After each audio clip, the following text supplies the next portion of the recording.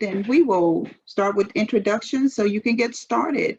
So welcome everybody. We are really appreciate you being here, and we understand that there may be 2 or 3 other people that will join us a little later, but we want to go ahead and get started. So I'm Ruby Stevens Morgan, the Director of Strategic Planning and Analysis with the Coordinating Board. I've been with the Coordinating Board for 8 months, and I came from Prairie View A&M University as the Director of Institutional Research for about 9 years. And I've also worked in K through 12 and as an instructor in the higher ed. And worked with data for many years and understand your challenges in the classroom and with data as well. And so we have been doing some work in equity at the Coordinating Board and got a grant from Lumina to do some of the work. And we wanted to take this opportunity to share some of the instruction with the regions. And so we started, of course, with the full accountability meetings, with the kind of an awareness, and then Rachel is going to take us into more in-depth discussions about equity, especially as it relates to qualitative data. So hope you will find that engaging. We believe that you will. And so something that will be very useful for you in your work.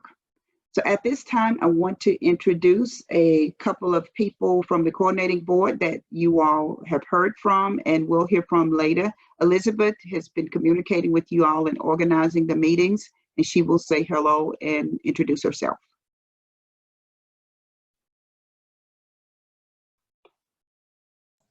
Good morning, everybody. I'm Elizabeth Shivers. I work at the Coordinating Board. I have been with the Coordinating Board for about 1.5 years. And before that, I was at one of our community colleges here in the state of Texas. I was the Director of Institutional Research for about 4.5 years. I've been in higher education for quite some time. So it's very interesting. I like having both the perspective from the Coordinating Board and from the institution. And today, as Ruby said, we're going to go into some more detail about equity training with Rachel leading us through that. And then after that, we will be spending some time introducing our regional dashboards that we have created in Tableau and letting you play with those a little bit. And then we'll do some Q&A and cover some key topics related to regional work for you all. So I hope that you find this useful and engaging. Thank you, Elizabeth. And Luis will introduce the dashboards for you all later, but just give him a chance to say hello to the group.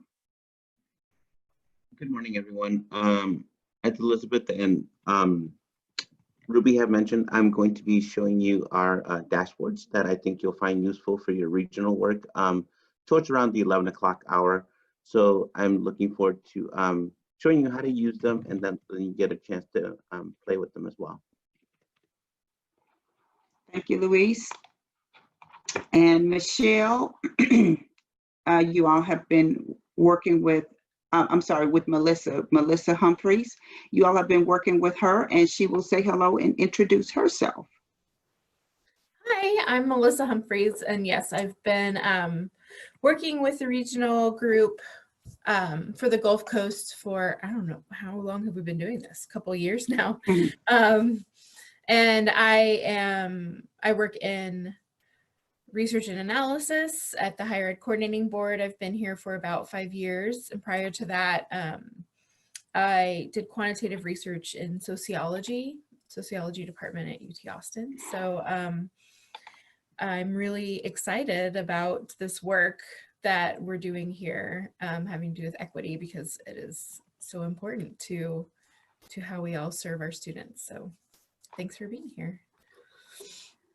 All right. Well, that is takes care of the Coordinating Board introductions. And so we will then turn it over to Rachel, and she will do what she does with instruction and training for this equity and education and from a qualitative perspective. So Rachel, I will turn it over to you. Lovely. Thank you, Ruby. Thank you, Coordinating Board, for having me today. I'm so excited to get started and to learn with each of you, Michelle, Melissa, and Bina. I know each of you were in the earlier sessions that we had at the beginning, and I'm so excited for you to be in this session as we build off some of the topics that we learned together. So I'm really excited to go deeper with this smaller group. I'm going to be asking that each of us participate, engage, have those cameras on, and we'll go over some of those agreements. But first things first, I want to acknowledge what's happening in this learning session and outside of this learning session, and that is the continuous murder of Black bodies of Black men, women, and children in this country. And I 100% see the work that we're doing in this session as a way to reflect and engage with anti-racism work. And so that's what I see us doing today. I want to just take a quick pause and acknowledge some fatigue, frustration, anger, maybe even some feelings of immediacy that we need to engage immediately and we need to do the work immediately. I want to name all of give acknowledgement.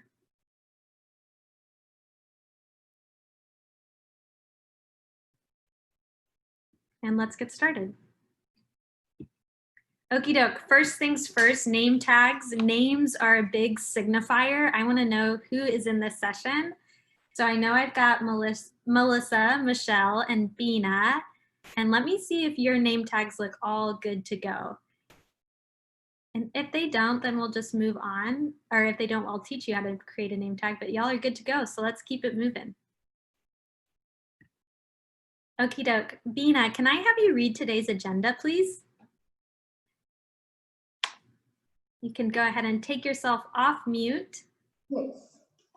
The agenda: 1, welcome and acknowledgement. 2, community agreements. 3, why did you come today? 4, why are we here? 5, today's objectives, our role working toward equity in education. 6, feedback. 7, Q&A. Lovely. Thank you so much, Bina, for being our first cold call participant. Just so you all know, I'm going to be cold calling throughout today's session. So be ready to unmute yourself and participate with us today.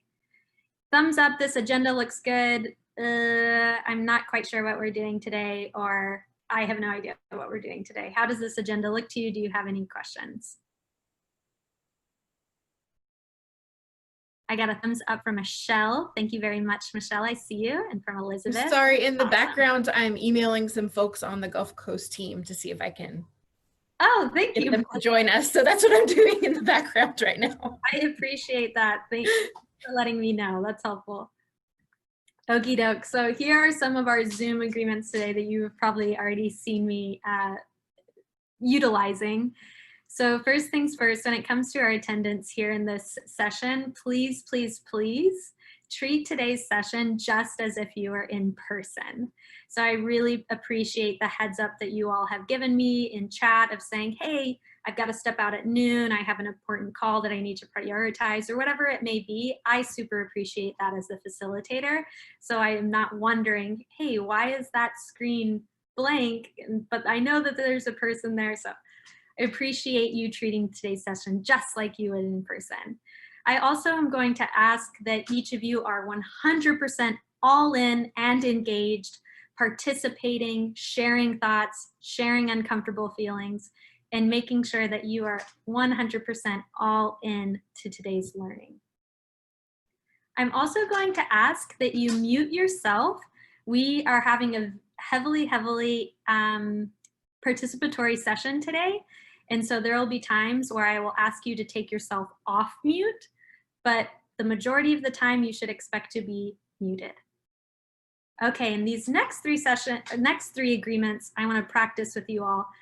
I am going to ask that each of us be on camera as we participate in today's session. So with that in mind, go ahead and take yourself off camera. Click stop video.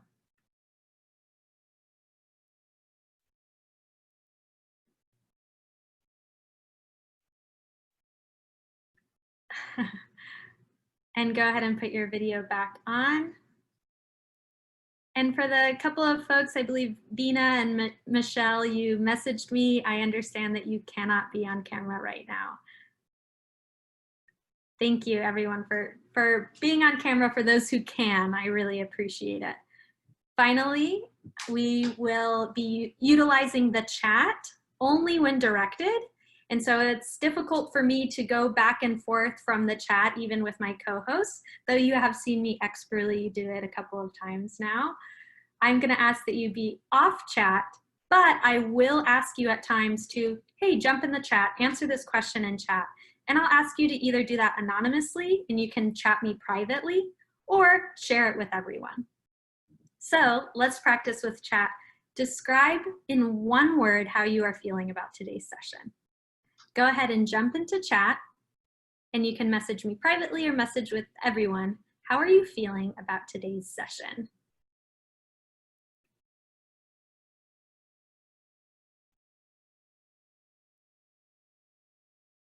Michelle says unfocused. I'm totally with you.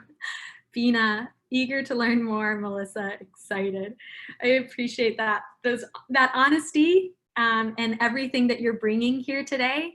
Do what you need to do, Michelle, to get into that place of focus. And I appreciate all that you're doing behind the scenes in order to get focused. Thank you for those efforts. Elizabeth, hopeful. You always put a smile on my face, Elizabeth.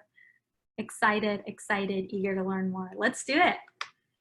Finally, we're going to be using cold call. And so you will hear me say your name, and that's an effort to bring you in, to engage you, and to hear more about you. My assumption is the more that we talk with each other, the more we're going to be learning in today's session.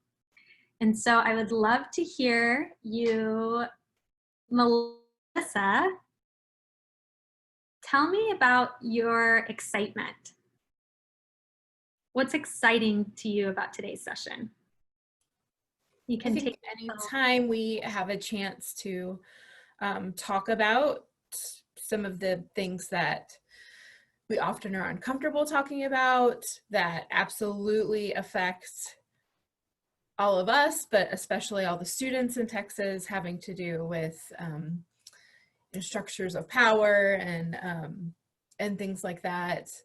And especially because this is a session that is, you know, you are very well trained to guide us in conversations about that, because often it's hard for just two people to be able to talk about it without someone who knows what they're doing.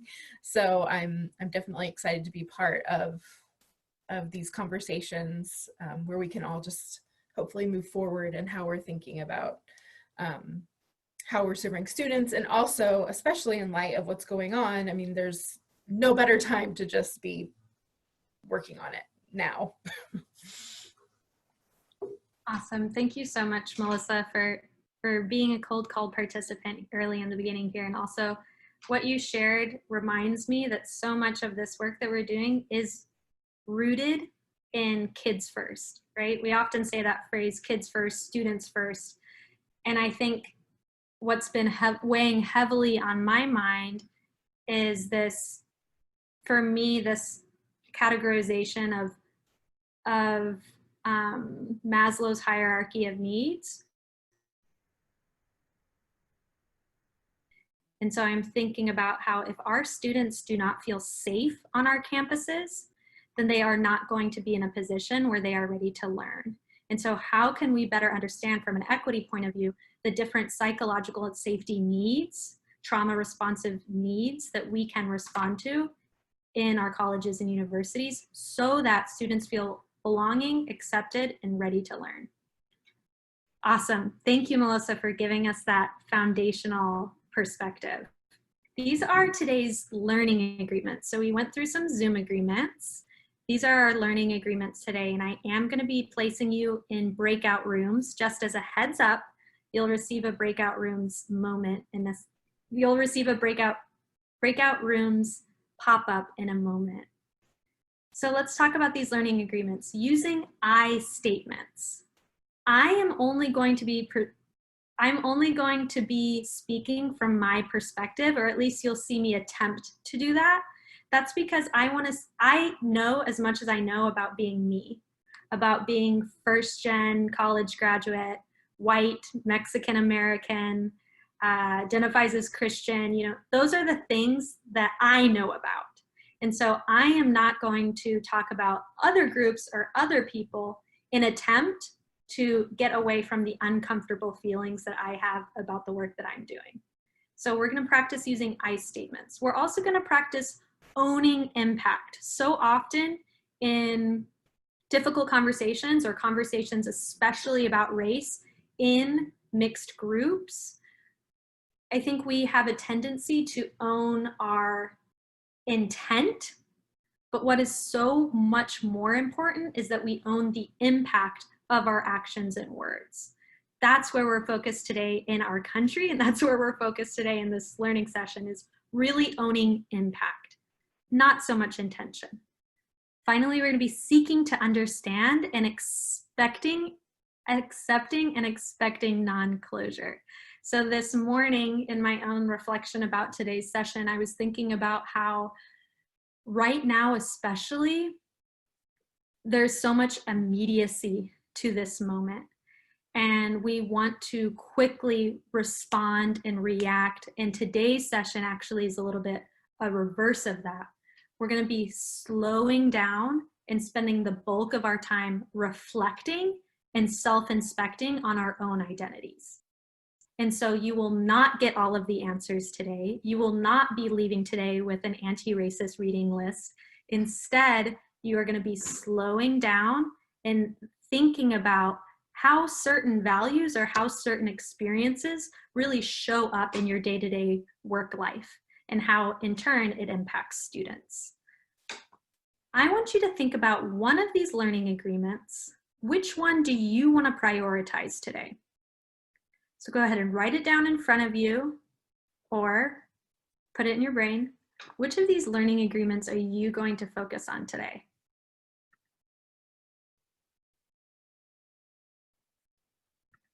And I'm going to send y'all to breakout rooms to discuss which of these learning agreements will you prioritize today.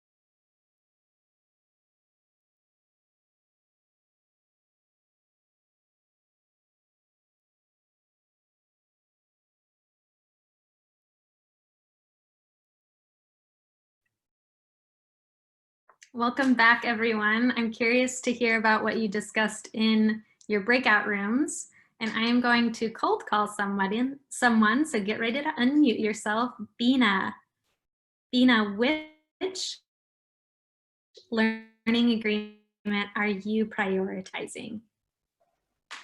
will seek to understand.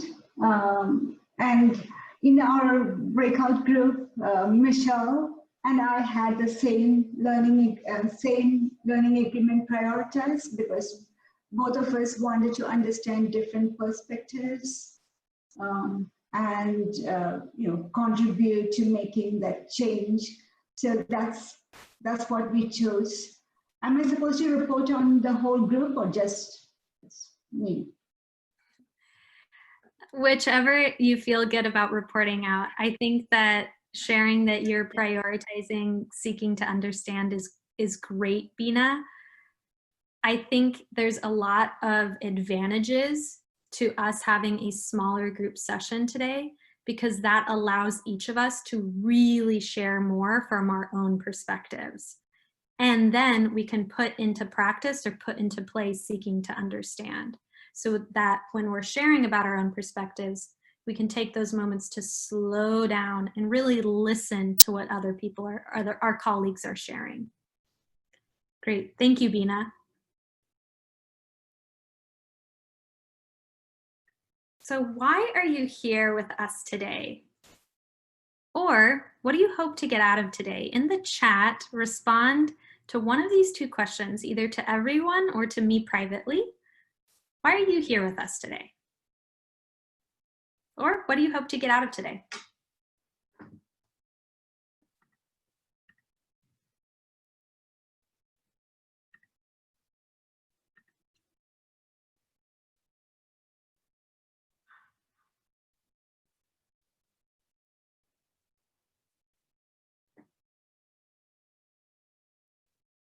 Ruby says a deeper understanding of equity.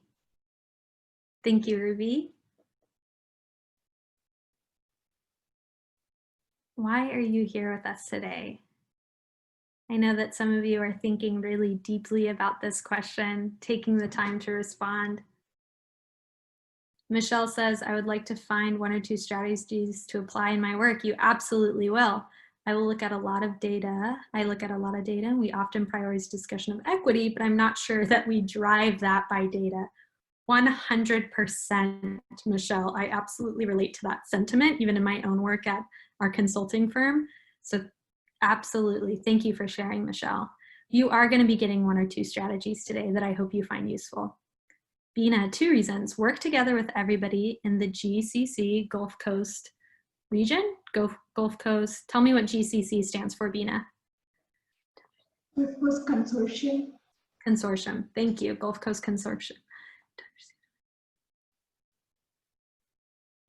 Absolutely. Thank you, Bina. You will be getting some actionable ideas that I hope you can replicate and see the impact of them in the GCC. So let me share with you all. Thank you, Melissa. I appreciate your response. Let me share with you all the 3 reasons why we are here today. And so I have been thinking about this, and I think about how the reason that we're here today is really to start a conversation facilitated by the coordinating board for each of their regions. And this is simply just a start. And it's a start to how to apply this equity lens to your leadership that's already in play. But in order to do that, it's my assumption that by looking at our own experiences, that is a great starting place to better supporting others. And so I believe that when we know ourselves well, and we know our biases, and we know what we're passionate, what ignites our work, when we know those things, we're able to better support students or the folks that we work with or we partner with. And so we're going to be looking at our own experiences as a starting place.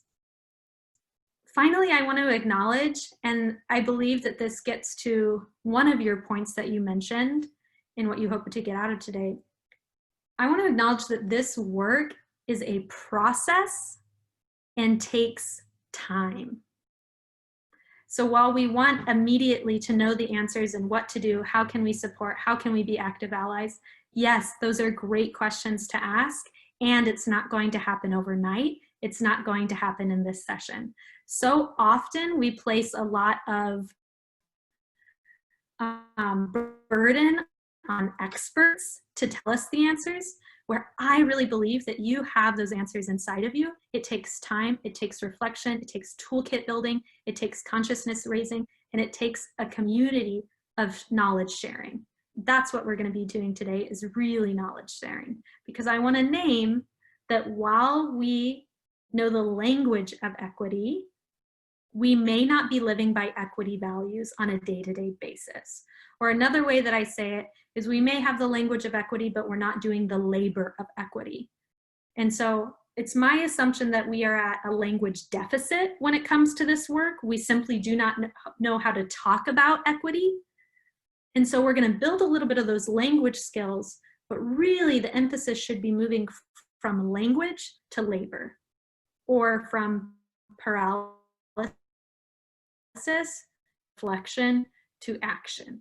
So those are the stages that I'm hoping we can go through on the spectrum of consciousness raising. So you may be wondering who is Maya and who I am. I'll go quickly through these slides because I know each of you have been in this the session prior. Maya Consulting is a team of educators. We're based in Austin, Texas. Our work is in 3 work streams. That's strategic planning, project management, and diversity, equity, inclusion advising support. If you are curious about diversity, equity, inclusion advising, I'm your lady to talk to, so you can always ask me more questions. And I'm a first-gen college grad, Austin, Texas, born and raised. I have a mean hankering for jalapeno cheeseburgers just about every day of the week. That's who I am. I started my work in education as a Teach for America core member in Detroit. Learned a lot, have mentors to this day from the Detroit school that I served, or I partnered with rather. And from Detroit, felt like I didn't know enough, and I certainly didn't know enough about myself. And so I came back home to Austin, Texas, continued teaching, still feel like I didn't know enough. So I went to grad school at Harvard to earn my Master's of Education in Language and Literacy. So what I nerd out on, what my bread and butter is, and what I hope to talk between our little group today, what I hope to talk about with our little group today is really about the intersections of identity and lifelong learning outcomes. So how do the different intersectional parts of our identities impact the work that we do within the education sector? Conversely, how do the different intersectional parts of our students impact the learning that that occurs for them on our campuses?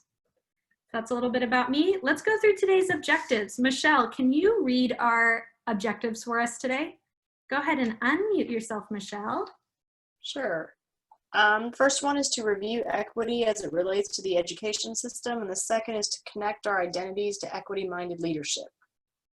Awesome. Thank you so much, Michelle. This is a quick group, so give me 0 to 5. 5, I understand this. 0, actually, I'm a bit lost. 3, I'm somewhere in between. Michelle's giving me a 5. We got 5s all around. Yep, I knew this was a quick group of people, so let's do it. Reviewing equity is really going to be level setting on the definition of terms, equity and quality. Y'all did that before with me, but I'm going to put it on you to explain it. And then we're going to be connecting our identities to equity-minded leadership. The bulk of our work today, you will get some actionable exercises that you can take back to your campuses and to the work that you do with your colleagues. So be ready for those. Those are going to be some like Easter eggs or some takeaways for you.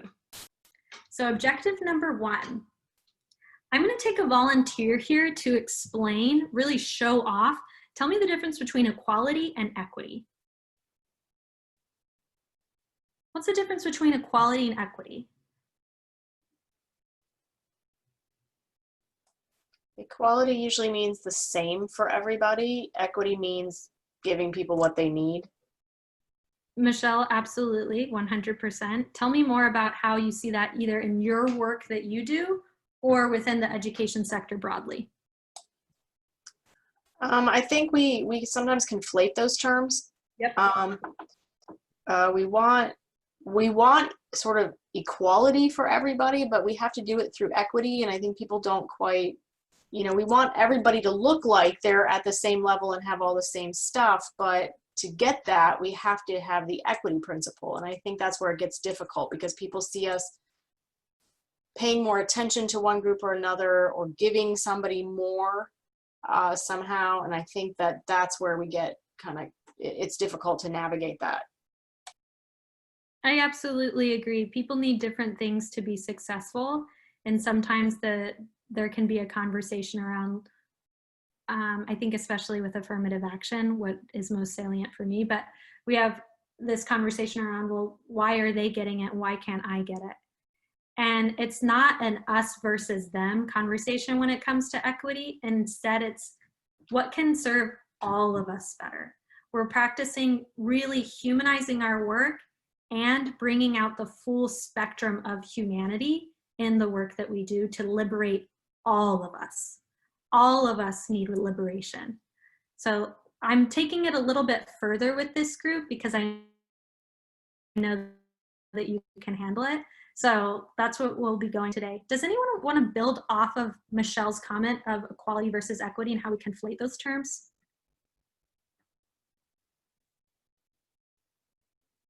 Okay, then let's keep moving. Here's some definitions that you can use when thinking about the difference between equality and equity. And when we really think about equity, we are looking at how can we design policies and practices, or how can we engage the folks on our teams in order to create more access to learning opportunities.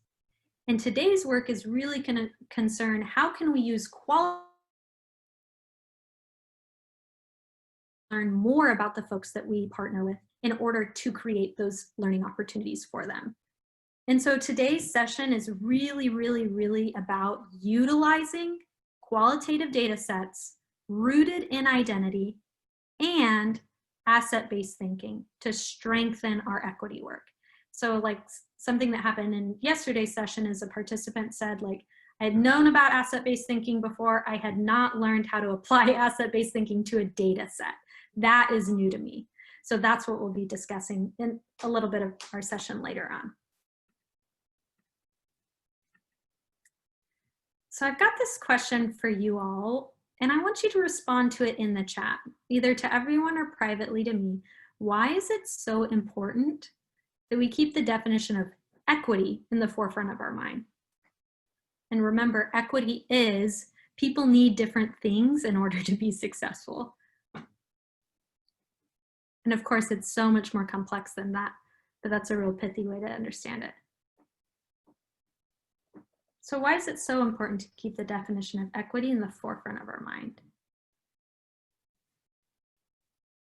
Go ahead and respond in the chat.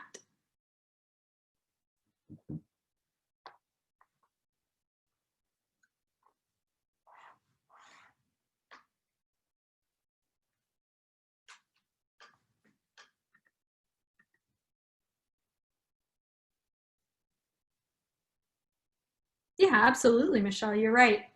Having equity in the forefront of our mind allows for better resource allocation and prioritizing the needs of those we partner with. Absolutely, you're right.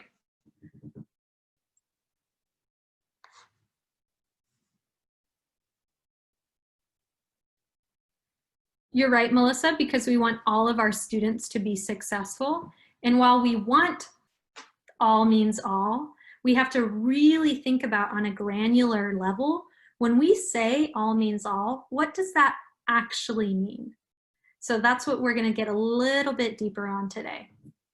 Great. So let's move on to our second objective. I told you the first one was going to be quick. It's really about level setting on definitions. Now it's going to require you to, in some ways, lead the session. You're going to be working on some exercises as a way to gather qualitative data on students.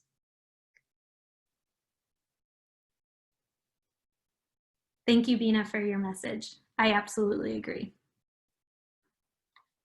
Okie doke, so let me launch this poll for you all. And tell me about how you gain qualitative data from your students. And there's 4 participants in this session, so I think it's reasonable to expect 4 participants to respond to this question. How do you gain qualitative data from your students?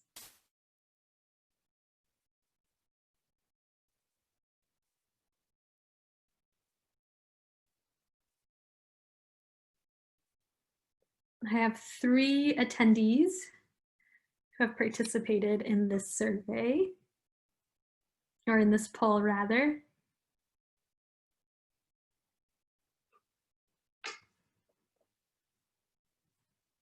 Just waiting on one more.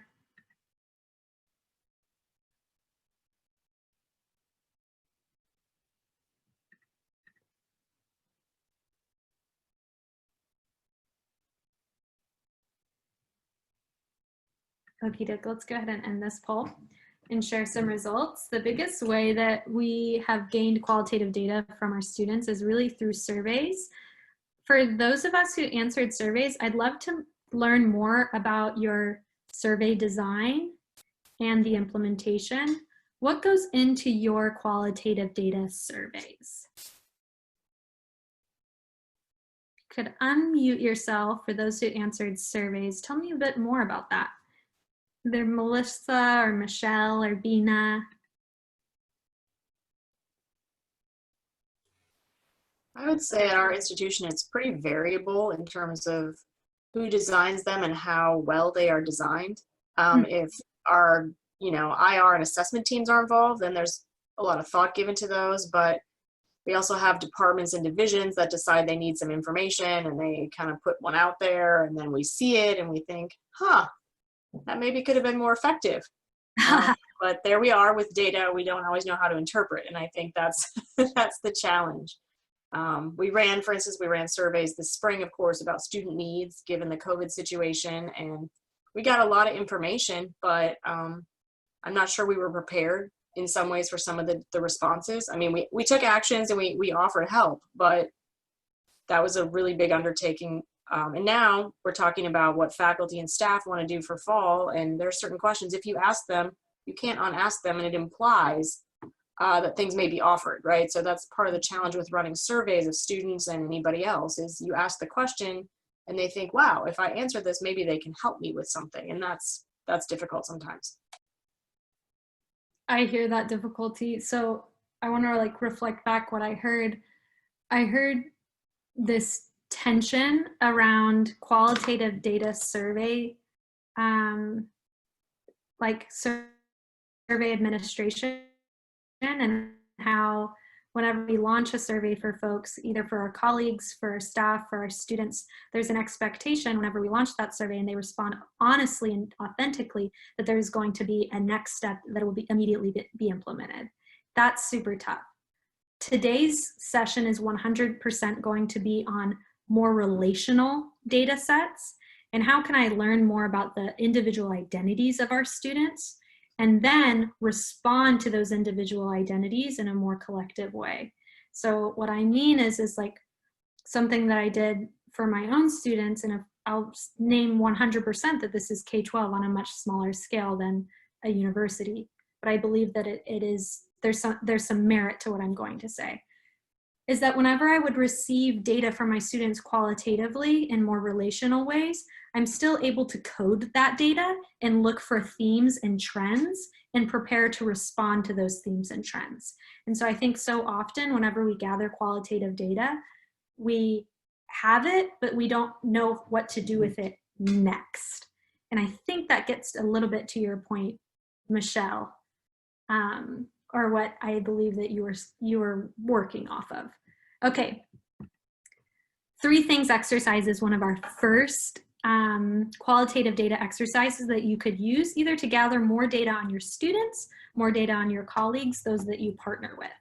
And so you've got these 3 things in front of you with a piece of pen and paper or writing utensil and paper. Go ahead and respond to these 3 things, 3 things you're passionate about, 3 people that you love, 3 identities that are your most salient, and 3 events in your life that really shaped who you are. I'll give you 3 minutes. And then we're going to be going to breakout rooms for you to share every part of your 3 things exercise.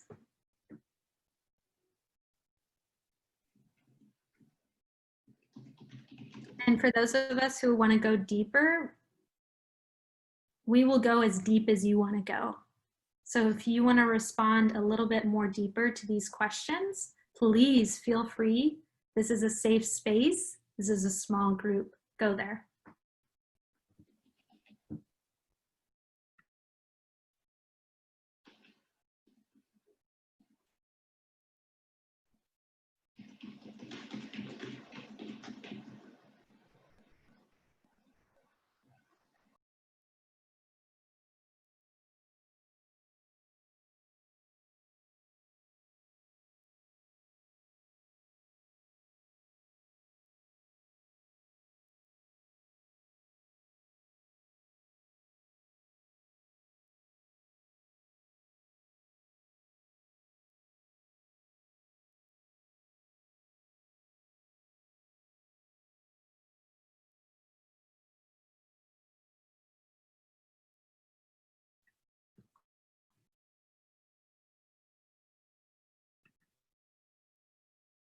You have a minute and a half left.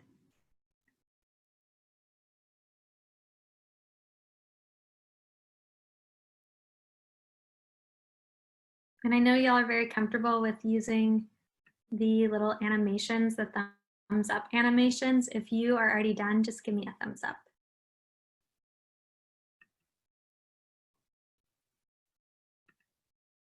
Awesome, looks like y'all are all working, good.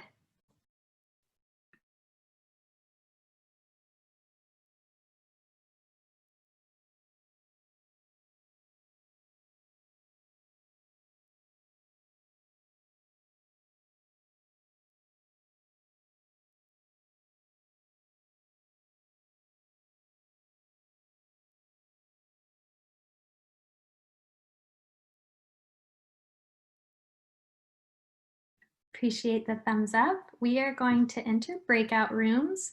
And in breakout rooms, I want you to share everything that you wrote down with the colleague that will be in your breakout room.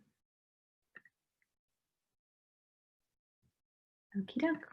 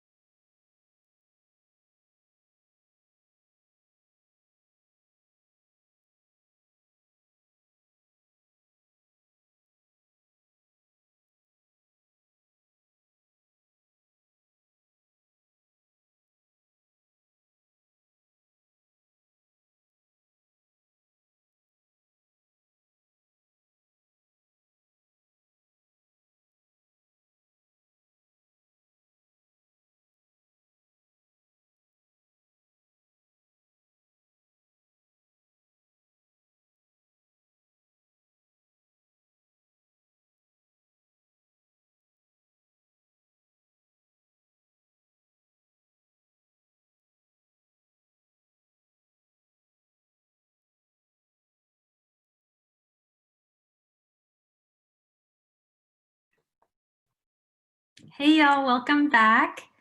I'm so excited to hear what you discussed with your partner. I was able to be in Bina and Elizabeth's room for just a bit. There was really, really good conversation going on that I want to build off of. And so there's this question I want to charge you with, and I want us to discuss with each other about how do these parts of you show up in the work that you do? So how do these parts of you show up in your work? One of my identities that's most salient for me is being Mexican American.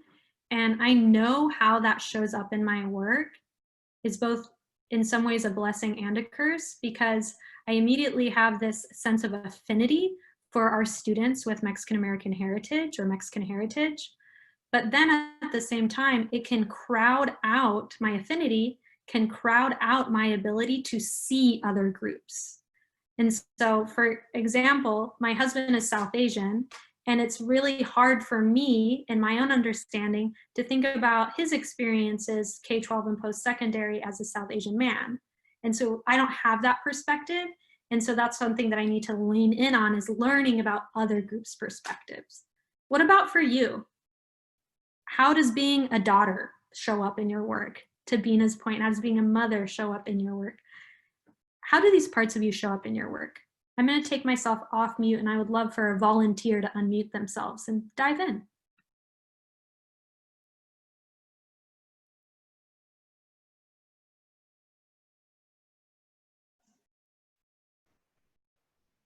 So I think, with the mother identity, I think it's very relevant to the higher education, environment where we are. Not that I'm saying like, you mother everyone, but take that perspective that every student is someone's kid, that you have to think about that. And just like you would want the best for your kids, you would want what is best for them. And I think that sometimes when students come to you and try to negotiate, which I tell them really doesn't work, since it's not a negotiation situation. But like with your kids, that you only give them what is really good for them, even if they don't like it. So I think that I've kind of kept that, thinking in my mind. So yeah, that's what I would say.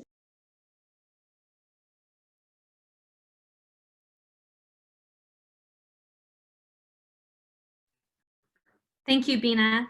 It was breaking up for me at the end. I think it was my internet connection, which I've been having trouble with. But I think this point should not be lost, that Bina named for us, that this mother identity may come out for some of us who share that identity space, in that we are able to recognize that every student is someone's kid, but not just on a surface level. I think to really understand that is another level of a welcomed burden, or another level of responsibility that comes to us in our work. Thank you so much, Bina, for advancing the conversation here. We're going to be moving on to where each of us is from now. And you know this exercise, you did it with me earlier. And so I'm really going to give you the opportunity, the most opportunity, to respond to the I am from template and really write your poem and share it with each other. And again, we're going to be asking ourselves this question: how do these parts of me show up in my work? How do these parts of me show up in my work? I will go ahead and read where I am from, and then be prepared to respond to the template and write where you are from.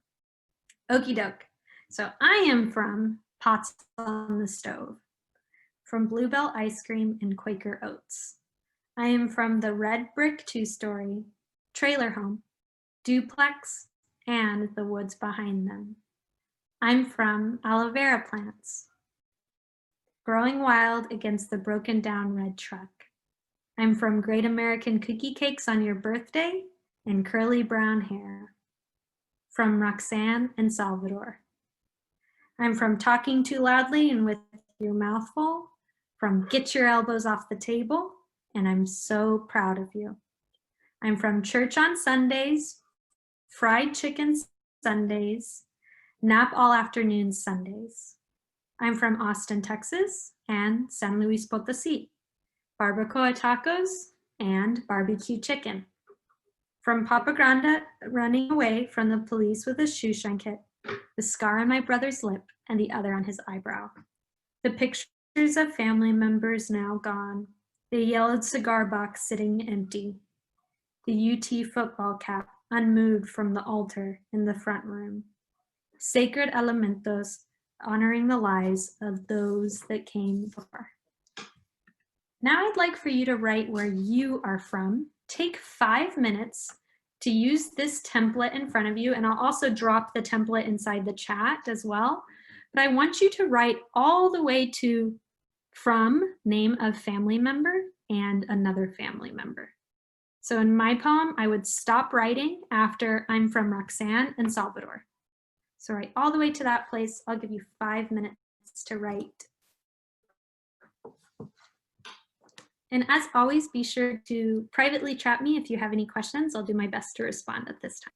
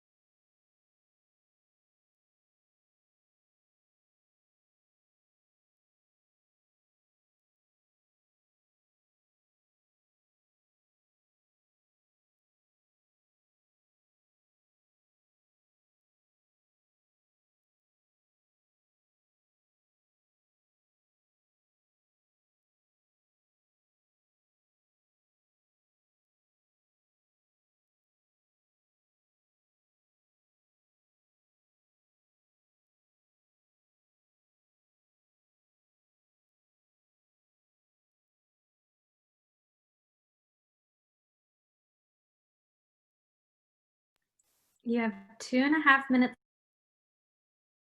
I can't wait to hear what you're working on. We're going to be moving to breakout rooms in just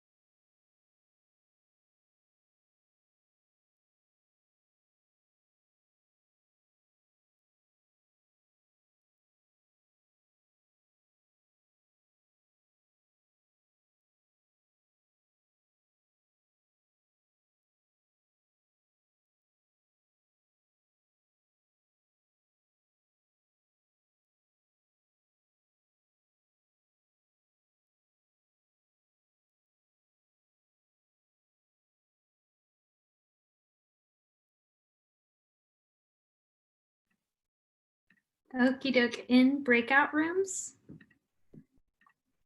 go ahead and share your poem with the folks in your breakout rooms.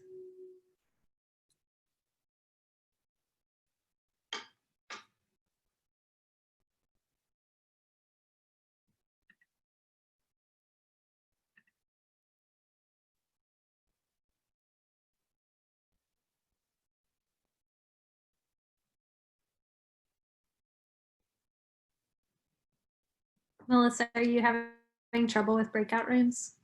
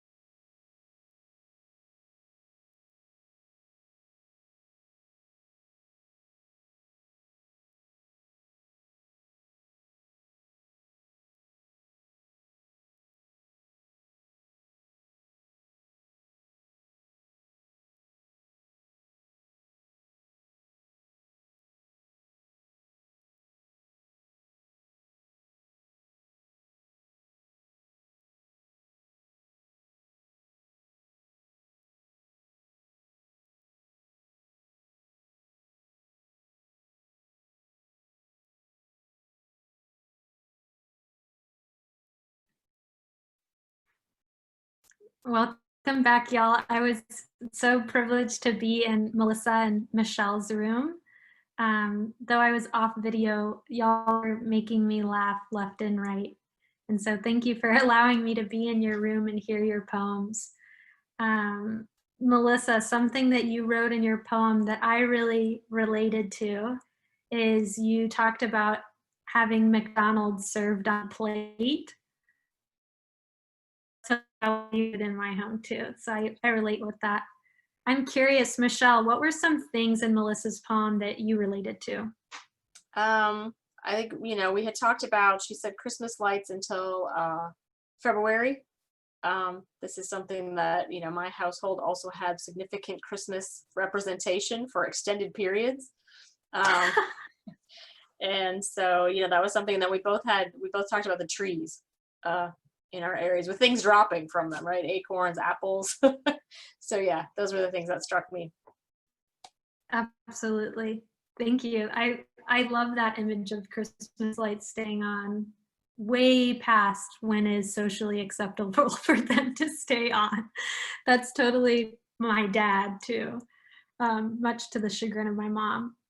Melissa, I'm wondering from you, how do these parts of you that feel very on the surface, how do these parts of you show up in your work? What you practice? Good question. I think, I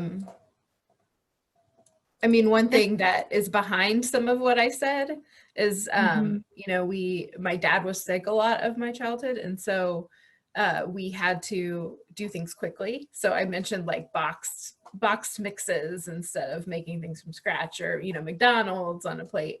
And so I do think that's something I keep in mind in thinking about our students in Texas, and like what, you know, not everyone is carefree and you know, is ready to learn with no cares in the world. So I do think I bring that when I'm thinking about students is, well, what other responsibilities do they have? What else are they thinking about as they're trying to get their education? Absolutely, Melissa. Thanks for sharing that with us. What this causes me to think about is that our students so deeply want to be known by the institutions that they chose to attend. And it's, in my opinion, that by only taking the time and slowing down, do we hear these parts of our student experiences. And so how can we better understand the stories of our students who are experiencing trauma at home, or that are working 2, 3, 4 jobs, you know, working 20-hour days and 4 hours of sleep? How can we bring that information out and then be able to respond to it? To Michelle's earlier point, if we're gathering data, the next step is responding to it. So my question for you all here is, and Bina, I'm going to cold call you so you can unmute yourself. Bina and others, how could you use the I Am From poem with students, with colleagues? How do you see this being applicable to your work? So actually, I was thinking more, I would use it. So we have this retreat, you know, with the leadership. So I would actually use it more there than in the class, because I feel like it requires a level of maturity to, you know, reflect and provide this information. You know, maybe if I had graduate students, I would, but whenever you say your students, my head, my mind, everything immediately goes to the one class that I teach, and that's the undergraduate capstone. And most of our students are traditional students, so they're pretty young. So I think that, so for me, that's where I would use it.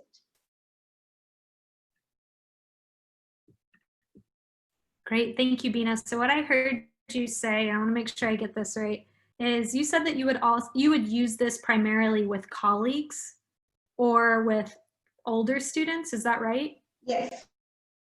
So I've got a couple of questions and a challenge. First, how do you see using I Am From with colleagues, and what do you see the impact being? So the reason I said that I would use it with colleagues, so we have this retreat, and I have shared this with the president too. Sometimes it seems like we all already know the script going into the retreat. And I think this kind of forces you into kind of thinking about other things and maybe reflecting on yourself and opening yourself up a bit. So, and that's why I think, it would be a good start, for instance, at a retreat. So that's why I said, it would be it would be good to use it with colleagues. Absolutely. I think now more than ever, what we're experiencing within our organizations is these feelings of isolation, and that is affecting the culture on our teams. And so this is 100% an exercise that you can use in order to further humanize the work that you do with each other, as a reminder of, wow, there is so much going on with my colleagues that I didn't even know about. And so much inadvertently comes up to the surface whenever we participate in this poem. The first time that I used this poem or engaged with this poem was in one of my graduate level classes, and it really transformed the learning space for us because, again, it centered the experience of each of us. I would like for Michelle, can you go ahead and read this quote for us here? Sure. Living our identities is much like breathing. We don't have to ask ourselves each morning who we are. We simply are. Identity is never fixed. It continually evolves. But something in it stays constant. Even when we change, we are recognizably who we have always been. Identity links the past, the present, and the social world into a narrative that makes sense. It embodies both change and continuity. From Ruth Ellen Josselson. Great, thank you for reading. I don't want you to respond this question out loud, but instead I want you to respond to it internally. How does this quote apply to our students?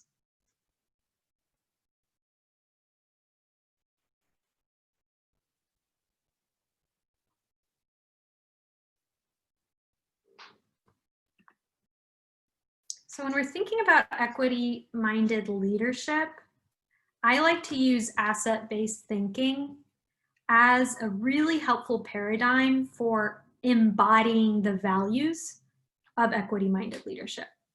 So we're going to explore a little bit asset-based thinking, and then how to use it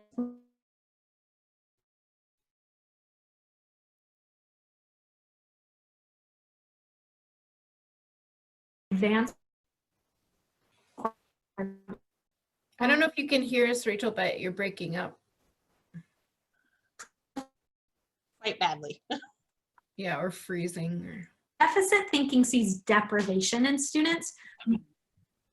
Oh, I think somebody just popped up, but my internet connection is unstable.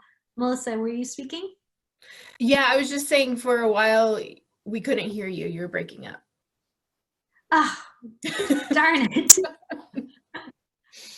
Okay, well, I appreciate that. Just pretend like you just started the slide and start from there. That's pretty much where you started breaking out, is as soon as you switched. Darn it. Okay. To help with bandwidth, I'll take myself off video for a bit as I explain this, and we'll see if I can take myself back on in a bit. So I want to name here that deficit thinking and asset-based thinking is a really helpful paradigm for embodying the values of equity and equity-minded leadership. I also want to name that for Bina, Melissa, and Michelle, and of course our coordinating board folks, you know some of this content, and so please don't be shy. Take yourself off mute and bring some challenges or some places of wondering or maybe even frustration to the conversation. And that way we can go a little bit deeper with this. That being said, deficit thinking really sees deprivation in students. or in our institutions. And most often this occurs when we're thinking or when we're talking about communities of color. And a deficit approach often overgeneralizes the student experience. And in that overgeneralization, it prevents us from recognizing the powerful strengths that our students and our communities bring to each of our campuses. Asset-based thinking instead prioritizes those strengths and seeks to build off the strengths that our students bring to our campuses. And that's where we'll be focusing asset-based thinking on data dialogues. So the big key takeaway here, if you're walking away with anything, it's this idea that the way that we talk about students can have a major impact on the way we think about improving student achievement. So when we're designing policies, when we're designing practices within our institution, the way that we talk about students impacts that work that we do. I'm going to pause here and just invite conversation, knowing that this is a smaller group and we can do that. Anything here that is coming up for you?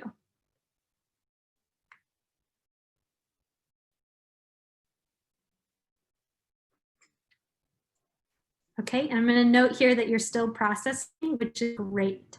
So what we talk about when we talk about using asset-based thinking is we're really looking at a strengths-driven approach that is opportunity-focused. So in my examples, you'll hear me really capitalize on what has been successful, how can we build off of that success when we look at data. It also prioritizes institutional accountability or individual accountability, opposed to placing blame outside of our institution or outside of our locus of control. So asset-based thinking is really asking the question, what is present that we can build on? What is present that we can build on? What do we know has been successful? Those are the types of questions that you should be utilizing when you have that asset-based frame on the work you do. Whereas deficit-based thinking is really needs-driven. So we're seeing communities of color, students of color, or even our own colleagues as needing our help. And that, for white folks, places us in a place of white savior. So when we're thinking about others through this needy lens, we're often thinking about ourselves as being able to save them from that needy place, which is absolutely 100% not the anti-racist work that we're hoping to do in this time. So deficit-based thinking is needs-driven, problem-focused, externally focused, remember, placing emphasis on what's outside of my office or what's outside of my locus of control. And it also blames students. It blames where they came from. It blames the teachers that they had before. It blames the institutions that they attended before mine. It really blames the student and the student experience. Deficit is looking for the answers outside of us. And I'm not saying don't ask for help, 100% ask for help, but make sure that you are the one that is doing the work. You are the one that is looking for those resources and is looking to capitalize on what has already been successful at your institution. Deficit-based thinking, you might hear it as, what additional knowledge, skills, or resources will we need to find to tackle these pressing problems? Okie doke. So when you think about this, say this instead. So I'm going to nerd out a bit on this point. We have often heard the disparities between our low-income students of color and our upper-income white students as the achievement gap. We need to close the achievement gap. We need to end the achievement gap. And the achievement gap really compares the success of our students of color from low-income communities to our white upper-income students. And so we're making a comparison to white upper income students.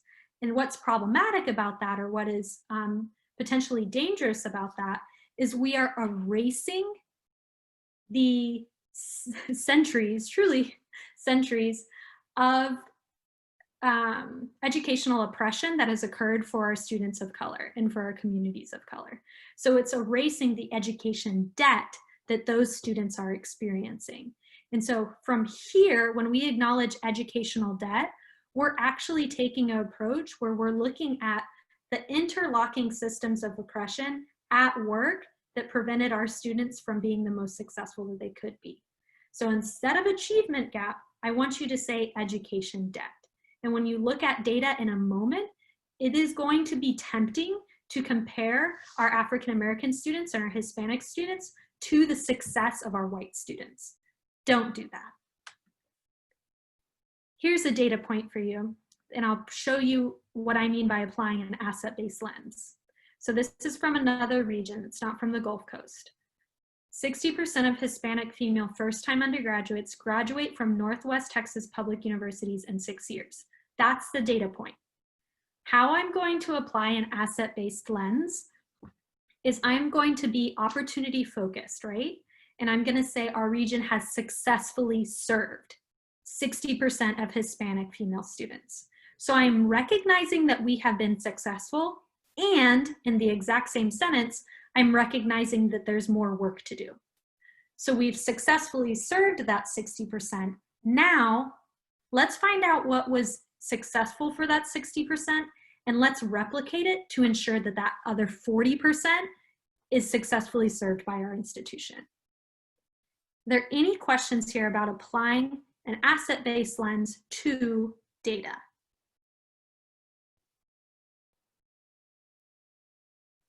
Cool. If there's no questions, then I'm gonna put you in breakout rooms to do exactly that.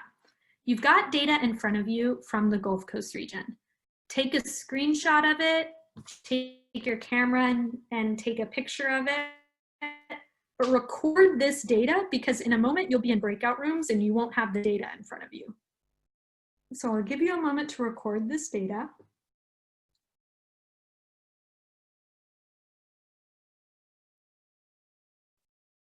And then in breakout rooms, I want you to discuss this question, and I'll broadcast it to you as well.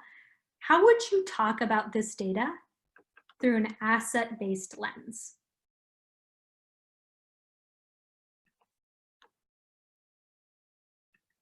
How would you talk about this data through an asset-based lens?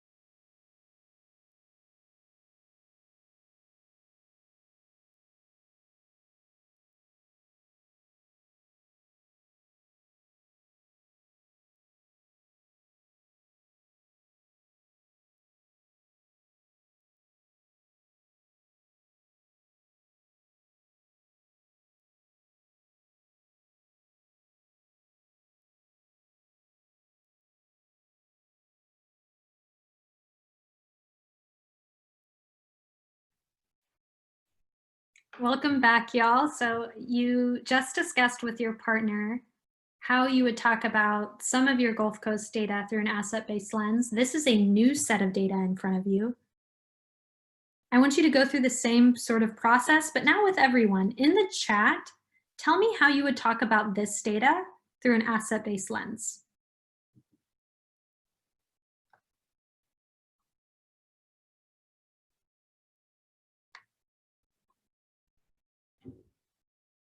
So choose a data point that you feel comfortable responding to, and go ahead and share it with us in chat. How would you talk about this data through an asset-based lens?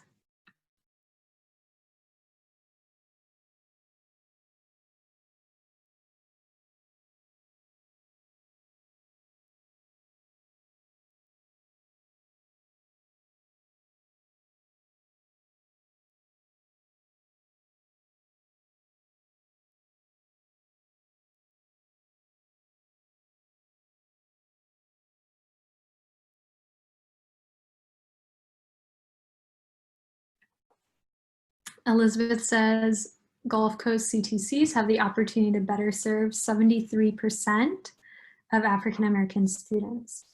So what I love about this response, Elizabeth, is you really capitalize on the opportunity here, not only by naming opportunity, but also by calling out that 73% of our African American students within this region have not yet been successfully served.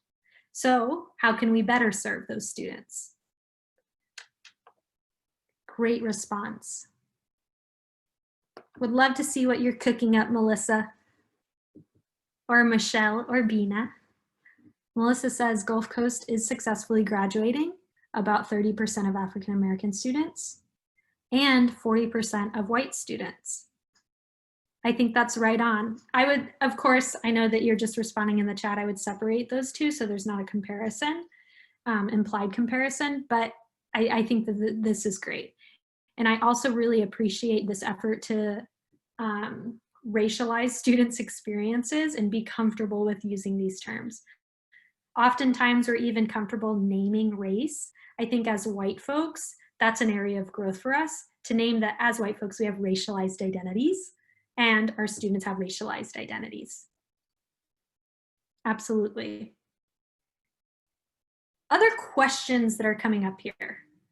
This is such a small group. We have the space to do that. Are there any frustrations or any questions you have?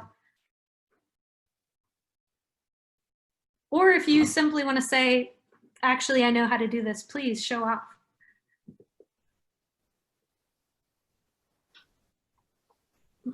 Michelle, Bina, I love these. Okay. Bina, yours is private, so I'll keep it inside.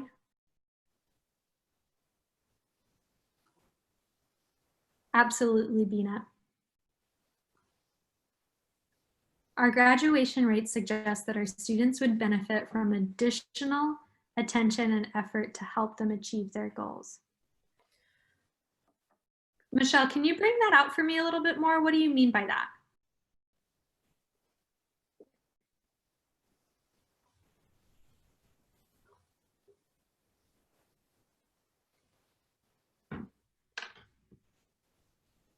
Michelle, can you unmute yourself and tell us more about your response here? Sure. I mean, I think it's looking at the data to find ways that we can improve our behaviors, and not so much seeing it as any kind of failure or lack of effort on the students' parts. So I guess that's what I was trying to get at.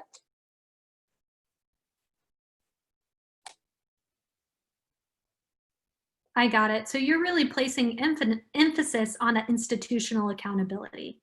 You're saying, what can we do? How can we provide additional attention and effort to partner with our students so that they can achieve those goals? I love that approach. That's absolutely right. Louis says, if the Gulf Coast improved graduation rates by X%, then it would pump money into that region. Luis, do you want to explain your position here?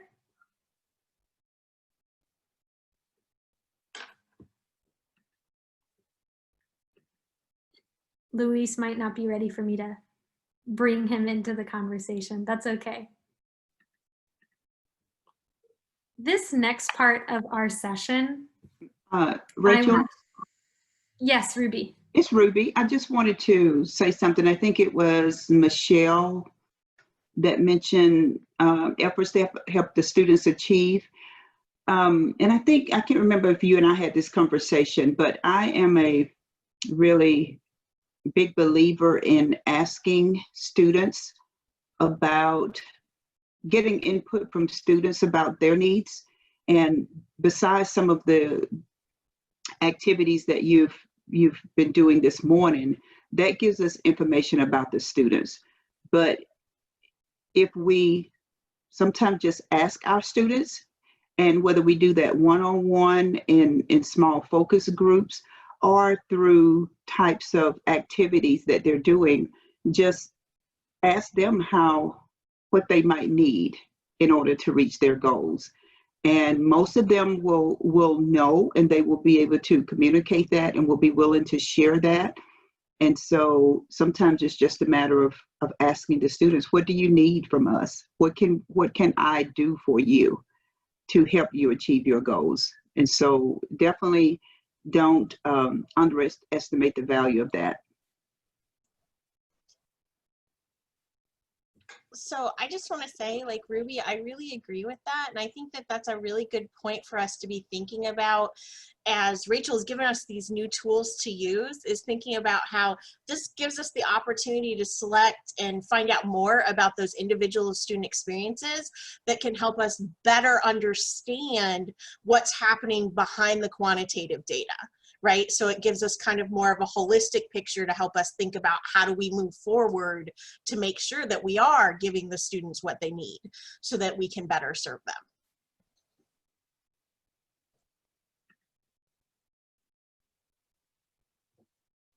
Do other folks want to respond to Elizabeth and Ruby, recognizing that they're from the coordinating board, and so they're speaking from a different perspective than what you have on your campus? Do you want to respond to any of these comments?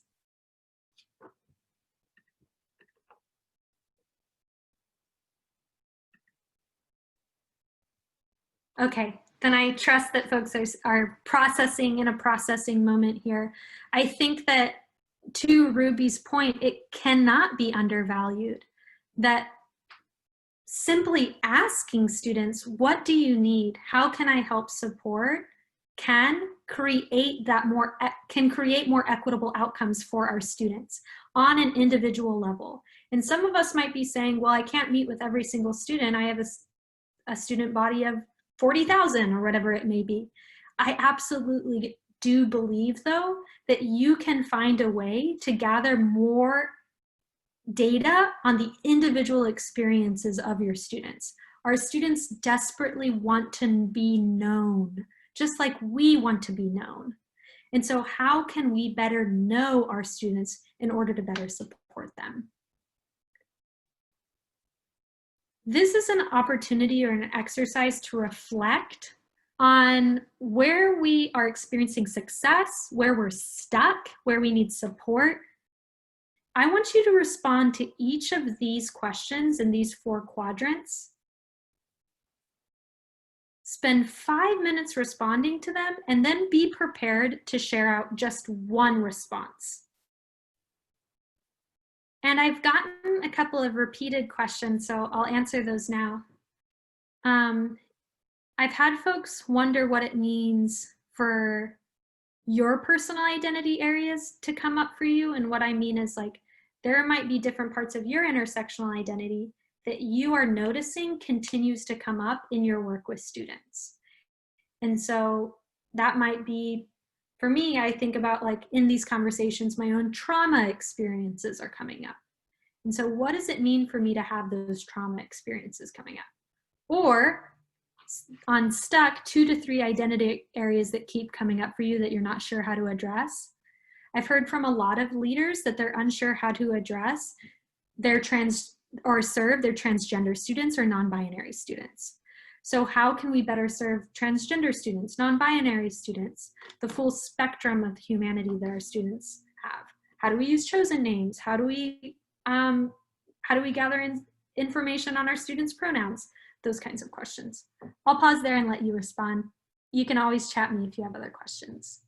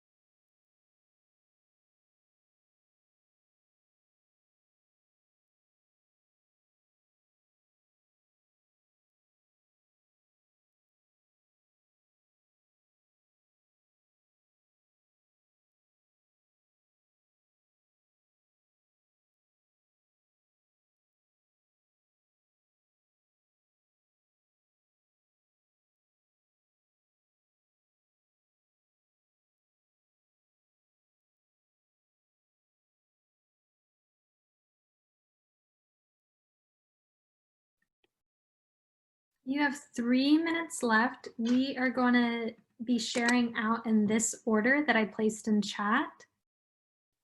And so be prepared to share just one response. Share where you need support, or share where you're stuck, or where you feel successful.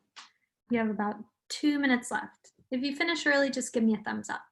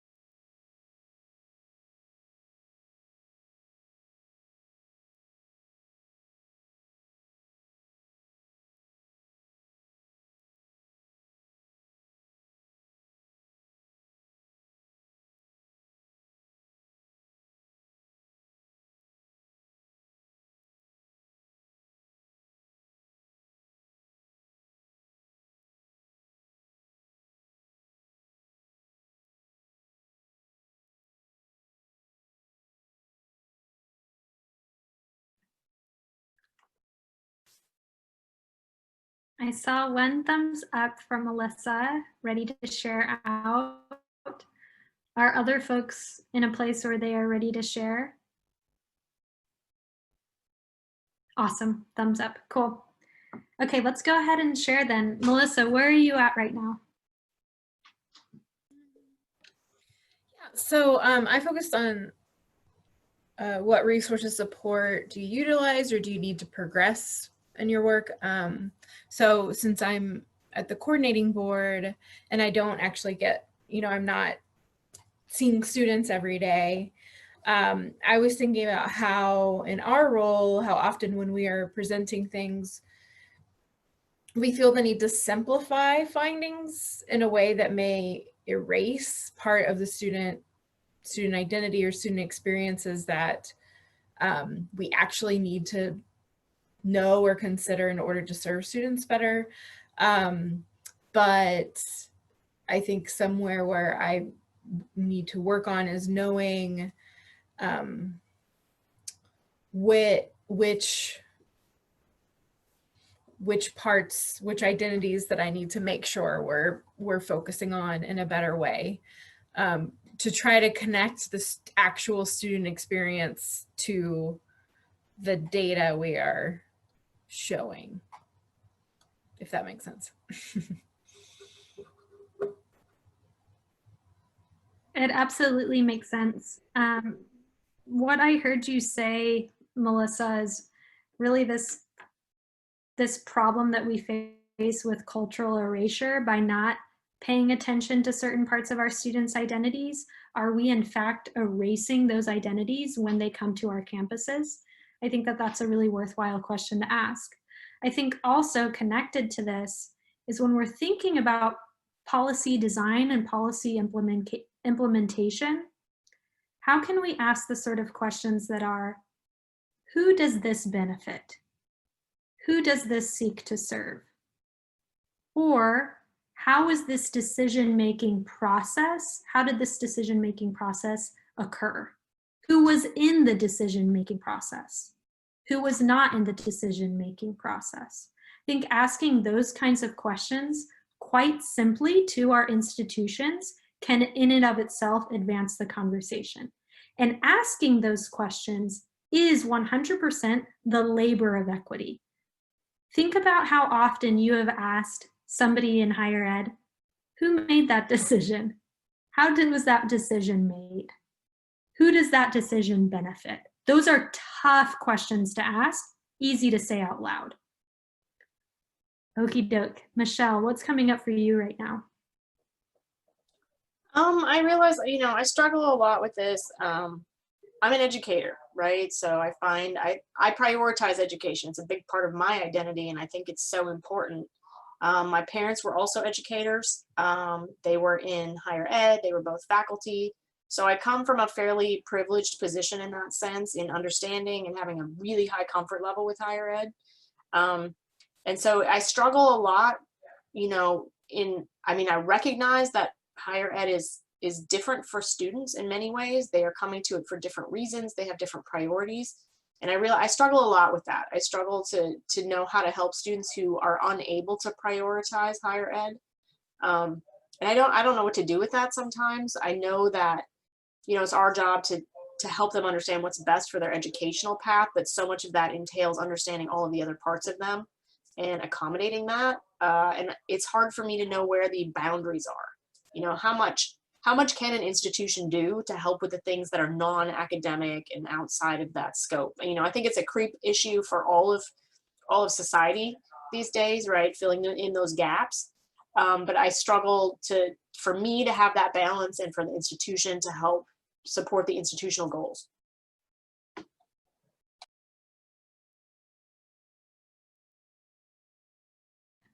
Let me unmute myself. You brought up a ton of great themes in your response that I think are so relevant today.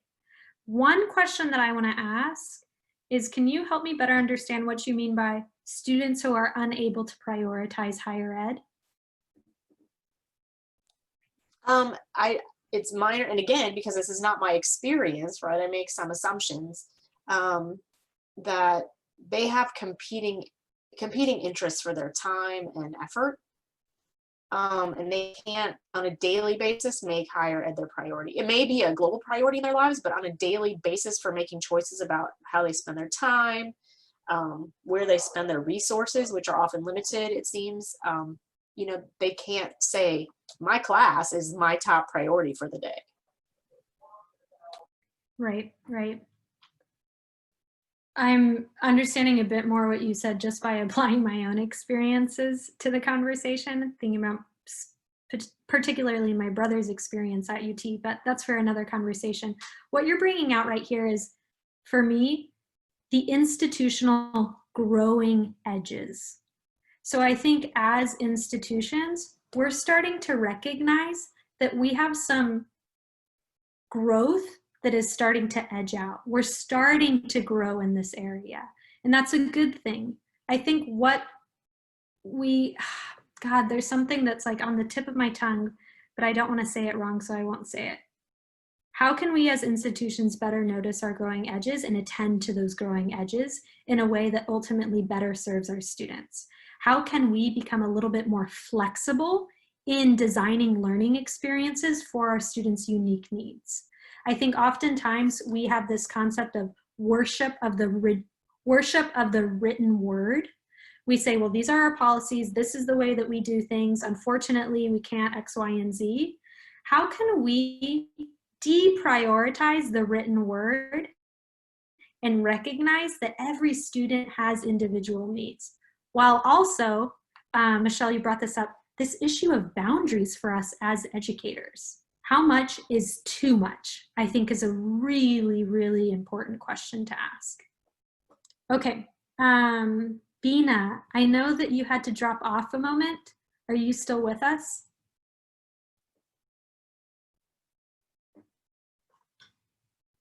Okay, Bina might be away.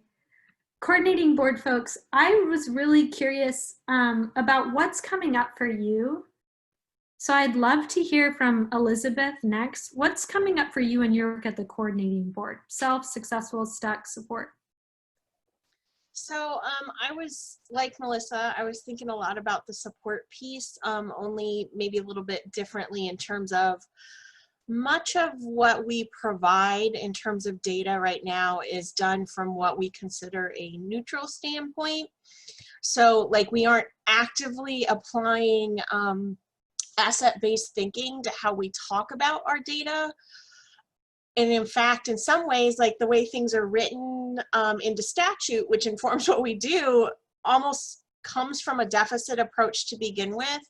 So I'm thinking about, like, as we help support our regions and our institutions in their efforts to apply equity-minded thinking to their decisions, I think we need to think more about how do we balance applying asset-based thinking and explanation to our data to help them with those endeavors at their institutional level to think about an asset-based approach to their students.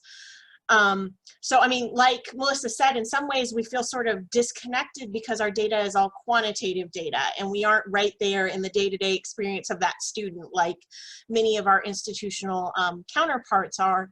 So it's about figuring out how can we best provide understanding and context based on the quantitative data we have available. And really marrying that relationship between what they see for the individual student experience with what we see from the larger trends.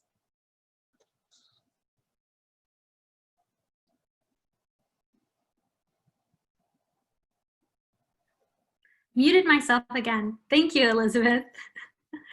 I appreciate your acknowledgement that the coordinating board certainly has more work to do, and there's implications for what the coordinating board does and sets forth for regions, and then how each region is able to follow up on what you set forth.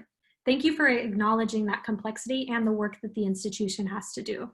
Ruby, what about for you? What's coming up for you in today's session? I guess as a coordinating board, we really do focus on the support and resources area because that was what I was thinking as well. And I think what Melissa and Elizabeth said were definitely spot on. And part of the training that we had in equity was we discussed how we can move to the point that even in our interactions with institutions, and whether it be in trainings or in our publication of data and on our website, that we need to get to a point to where we're leading by example and we are actually using that asset-based language in our reporting and in our presentations and in our trainings. And so that's one of the things that we want to do.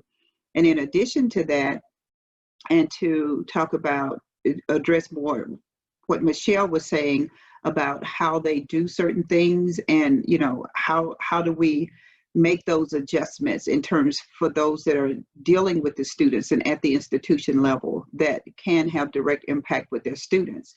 And so I am really invested in and want to move in a direction to where we have more resources to be able to continue the equity work and expand the resources that we have available to our institutions for them to be able to do that work and do that work effectively. And so that's one of the commitments that we have, and I would like to see us be able to do more of.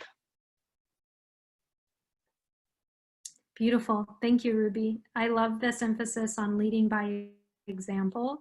And also, what was coming up for me in your response is something that we've talked about before, about how these micro relational changes, because remember, micro doesn't mean small, it means relational when we talk about microaggressions, for example. But these micro relational changes can have an impact on our macro system institutional changes.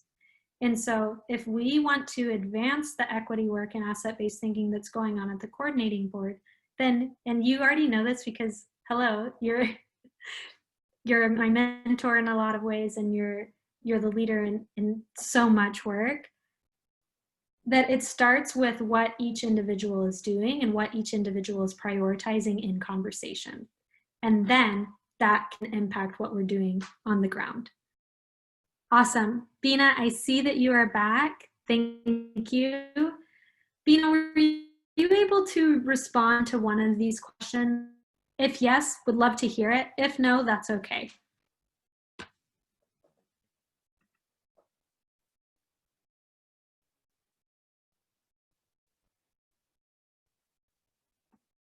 Bina, I'm going to take your silence as you're unable to respond. That's okay. I see your chat. No worries. Folks, I want to thank you for your time and engagement and willingness to go a little bit deeper in these conversations. Please, please, please, I want you to know that this work does not stop and end in a learning session, and instead it is continuous and constant. And so please, please, please don't think for a minute that this is transactional and you are learning from me in that way. I hope that you continue to learn on your own and you really own your own professional development when it comes to equity work. I am going to drop a exit ticket link inside our chat. Please respond to this exit ticket. I would love to know what you thought of today's session and what you learned today. So that is in the chat for you to respond to.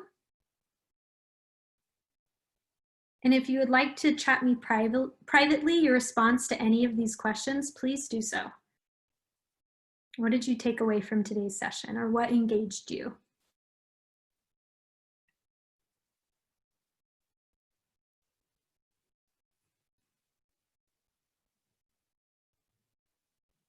Okie doke. Thanks so much, y'all. I'm going to go ahead and pass it over to my friends at the coordinating board.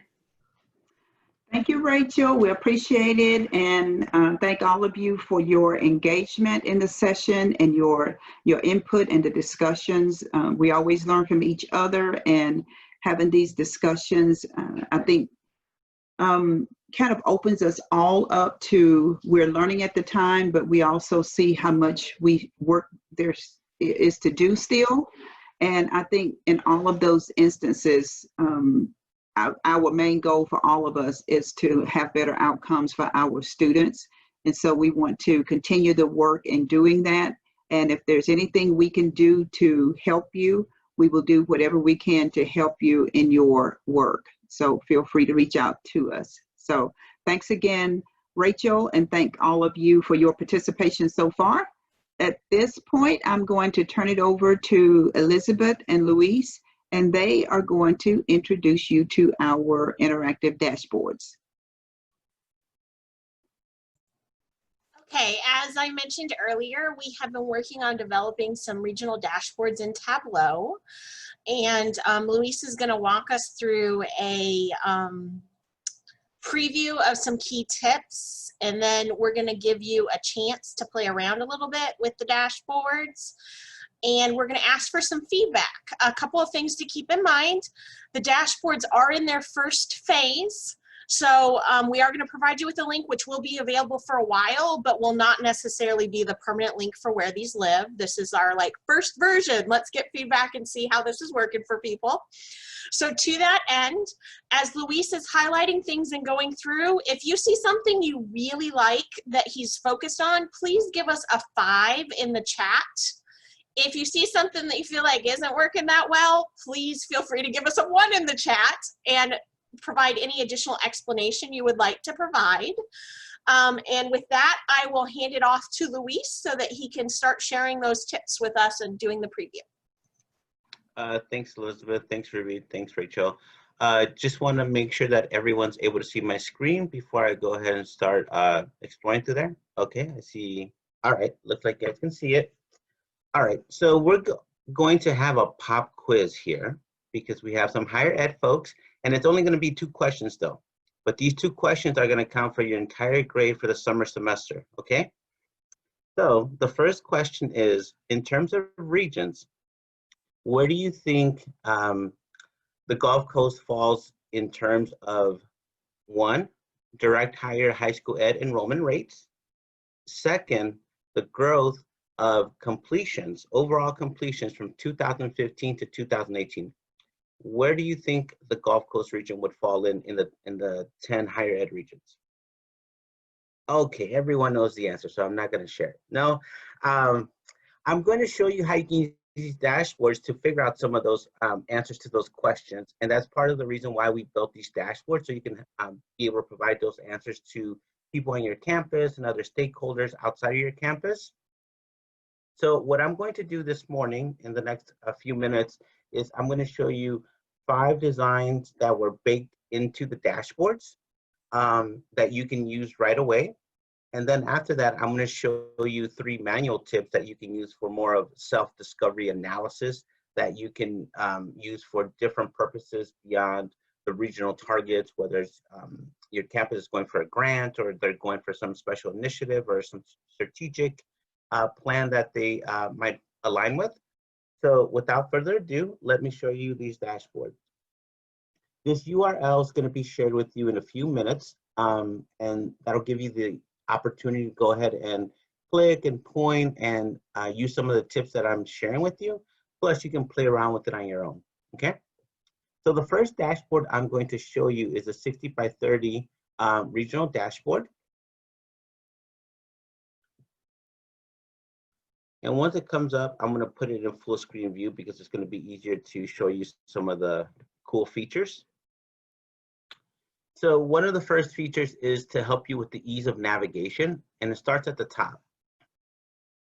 Where I have my mouse right now is Regional Targets Overview, and it has a white background. The other tabs have a gray background, and that's because we are bringing to the forefront the 60 by 30 Regional Targets Overview. And every time you switch tabs, the background will change to give you a friendly alert that you're looking at a different view and putting the other ones in the back. So make it easier for you to read and navigate. One other thing that we want to make easy for you to understand and use this data is we try to put it in terms of both folks who are well seasoned with the regional data and those who are brand new to the data. We want you to have the same starting point. So what we did at the top is we put a succinct narrative to show you what is this data, how do you use it, and then how do you get started. Okay, so let me follow my own advice here because the last sentence says get started by selecting a region. So we're going to select the Gulf Coast region here. And so the first thing that we baked into the dashboard was that by selecting a region at any point in the dashboard, but because I did it here first, the dashboard is smart enough to remember that all the data going forward is going to be for the Gulf Coast. So you don't have to drop down every time and select Gulf Coast. We want to make it as easy for you as possible, okay? So that was the first thing that we baked into there. What you're seeing here in these charts briefly is progress. So you're looking at the 3 target areas for the regions, and it's educated population, completion, and direct enrollment.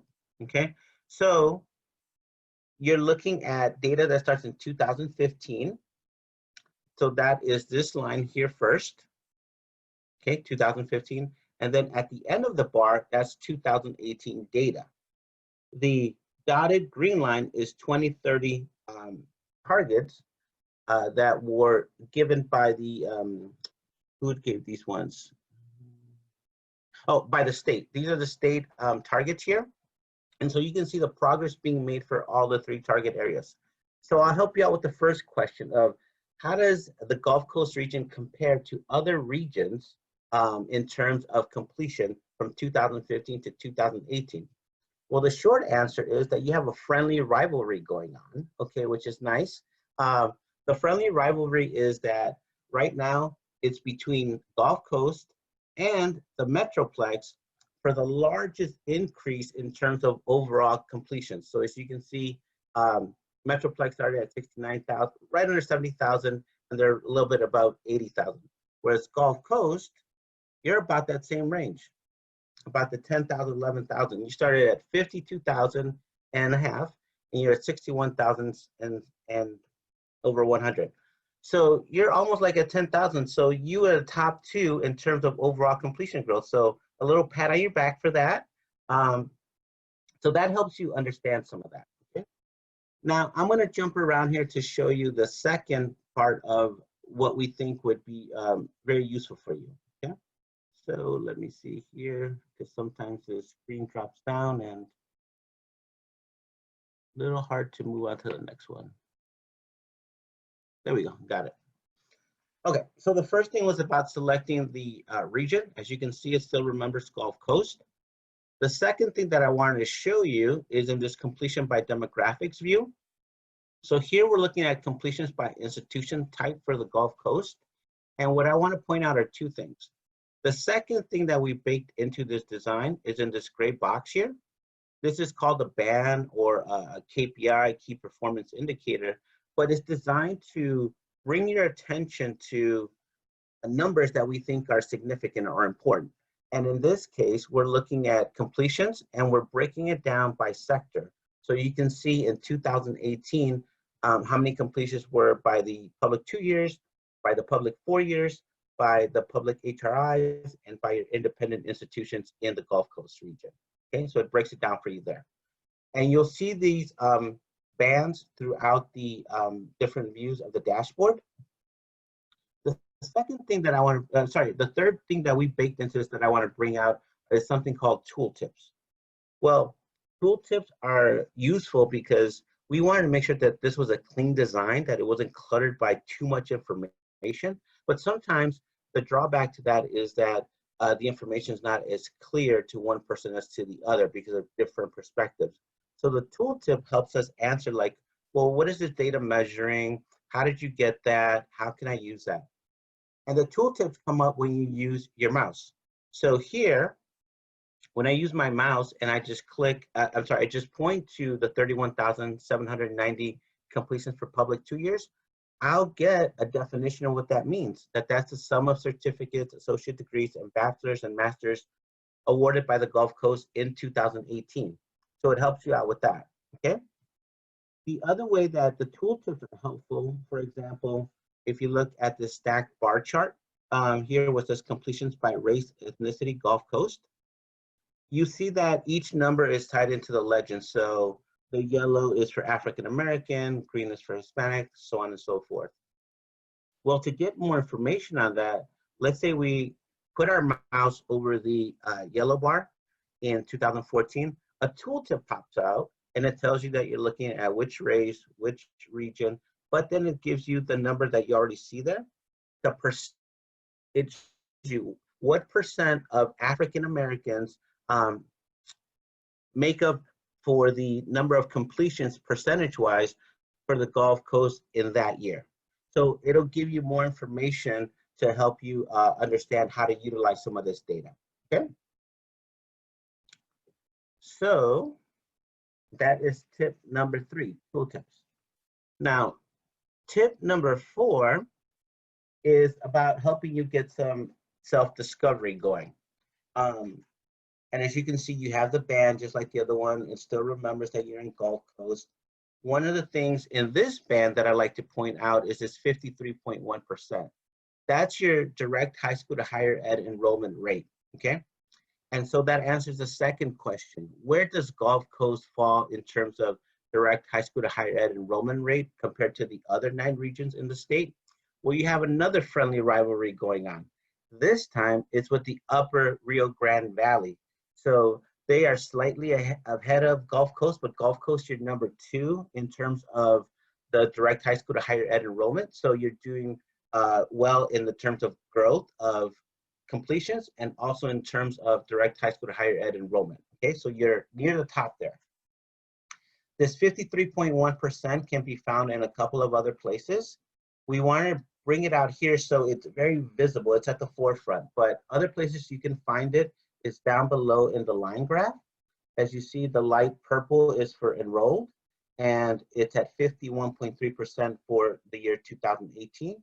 If you put your mouse on that particular point for 2018, a tooltip will pop out. It'll tell you not only the year, but the total number of students, and it will also give you a definition of what that data means, okay? The third place where you can find it, and it's a little bit more subtle, is that there's a breakdown by sector type. So for 2018, it'll show you the hard count and the percentage of students who enroll in independent institutions, 2-year institutions, and public 4-year institutions, okay? So that's one way you could use that. The other thing that we baked into here was something called a highlighter, and you can see it in the section where it says select a school district. So below it has in light gray font, highlight school district. What this is a drop-down menu. So once you put your mouse on there, these ISDs that drop down are directly tied to the Gulf Coast region. And the way that we're going to use them is with this box and whiskers plot. This box and whiskers plot shows a comparison by number of years, and all these blue dots that you see are ISDs. So by using the highlighter, it'll show you where a particular ISD falls in for that 5-year time period against all the other ISDs only in the Gulf Coast region. Okay, so let's pick a ISD. Let's pick Aldine ISD. Okay, so you saw a bunch of dark blue dots before I picked Aldine ISD. Now that I picked Aldine ISD, you see that all those blue dots are still there, but the majority of them are light blue dots. Whereas now Aldine is the only dark blue dot. And so by going and putting your mouse next to the circle there, you'll get information on, again, the district, the region, their status. We're only looking at enrolled and what year. You get to see the percentage, and you get to see the total number of students enrolled, and you get to compare it to the other districts. And the other thing I want to point out, that just because the dots are lighter, you can also go to them and you can start comparing it. Well, there's Aldine, and how do we compare against Dayton? And how do we compare against Barbers Hill ISD? So you can still have all that self-discovery there. Hey, Luis, Go ahead. will all ISDs be listed? Good question. No, all ISDs will not be listed, and that has to do with FERPA. So if we have an ISD that just had the numbers were way too small where we couldn't protect the identity of students, we just hit them out of the data. Okay. So that's one way to do a little bit of self-discovery. The other tool that we're using for self-discovery, I'm going to show you on the 60 by 30 educated population view. Again, you're looking at just Gulf Coast regional data, but I'd like to draw your attention to the 2 tables there towards the bottom 2/3 of the view. So the 60 by 30 educated population by credential, well, the reason we're using highlight tables is because whenever you show a table to folks, whether you're a data analyst or whether you're just not in data at all, it's just natural tendency, or you've gotten a little bit of training that you start to look at the numbers, say like, okay, well, what does this mean? Which is the biggest one? We wanted to make it a little bit easier for folks to use this. So what we did is we used 2 dimensions that have proven through a bunch of studies are the best ways or most effective ways to use highlight tables. One is by the gradient of the cell color. And so in our case, the darker the cell color, the higher the number is, okay? So for most folks, probably a lot of what they saw was that dark blue bar right there towards the middle for baccalaureate degrees. And we see it's 22%, 23%, 24%, 23%. So that draws your attention like, oh, okay, well, that looks bigger than everything else. Maybe a better example, and it's because it doesn't have as much data, is the highlight table right below.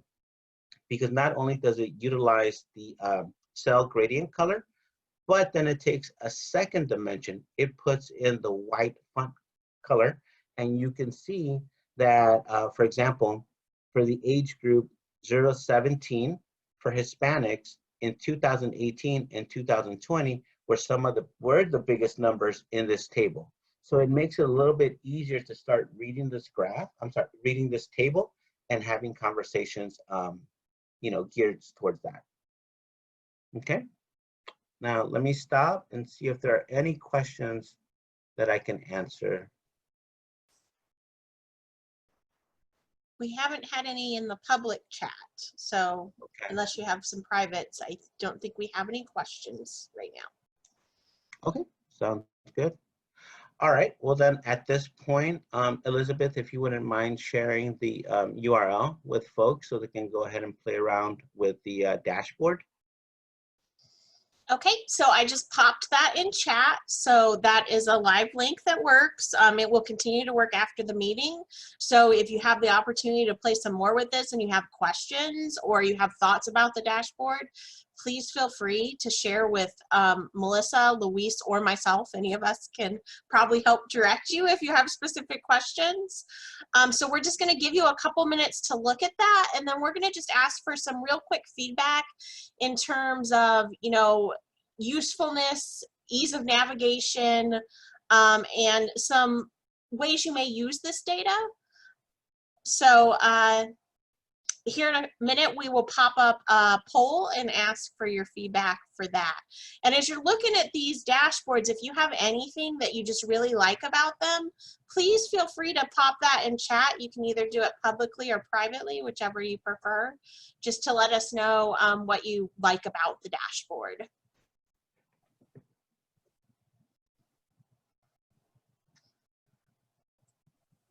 And just as sort of a quick check, thank you, Bina. And then I was wondering, was Michelle, were you able to rejoin us or are you still out?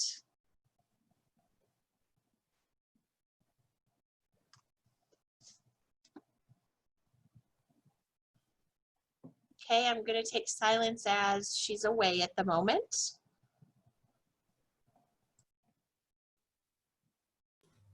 But we have a few others that were able to join us within them.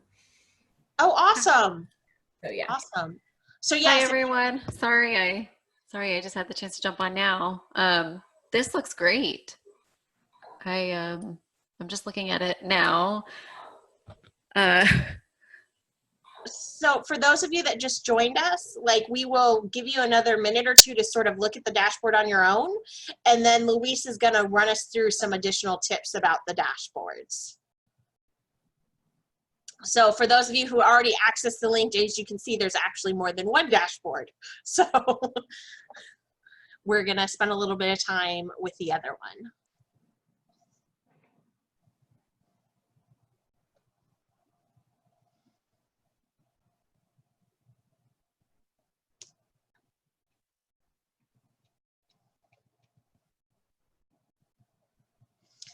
And as you're looking through, if you have any questions, please feel free to ask. Either pop them in the chat or unmute yourself. Either way is good.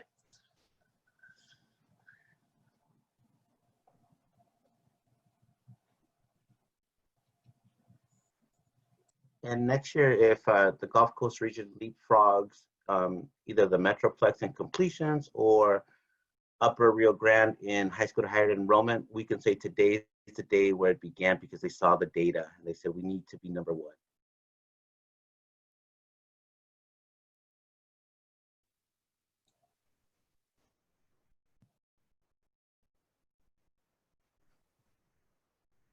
Okay, so we're going to give you about 1 more minute. If you haven't had an opportunity to answer our quick questions in the poll, we would appreciate that. Do you find the dashboard easy to understand? Is it easy to navigate? Does it answer questions you have had about your regional data? The whole reason we decided to start with regional data is we know that there have been questions about additional pieces. So we're trying to make sure we're being responsive and providing resources for those. And then how might you use the dashboards?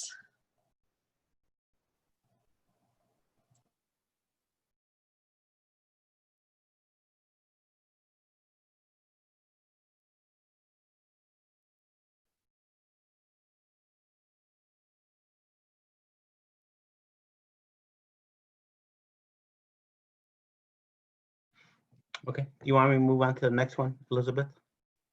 Yep, let's go ahead and do that. Thank you for feedback.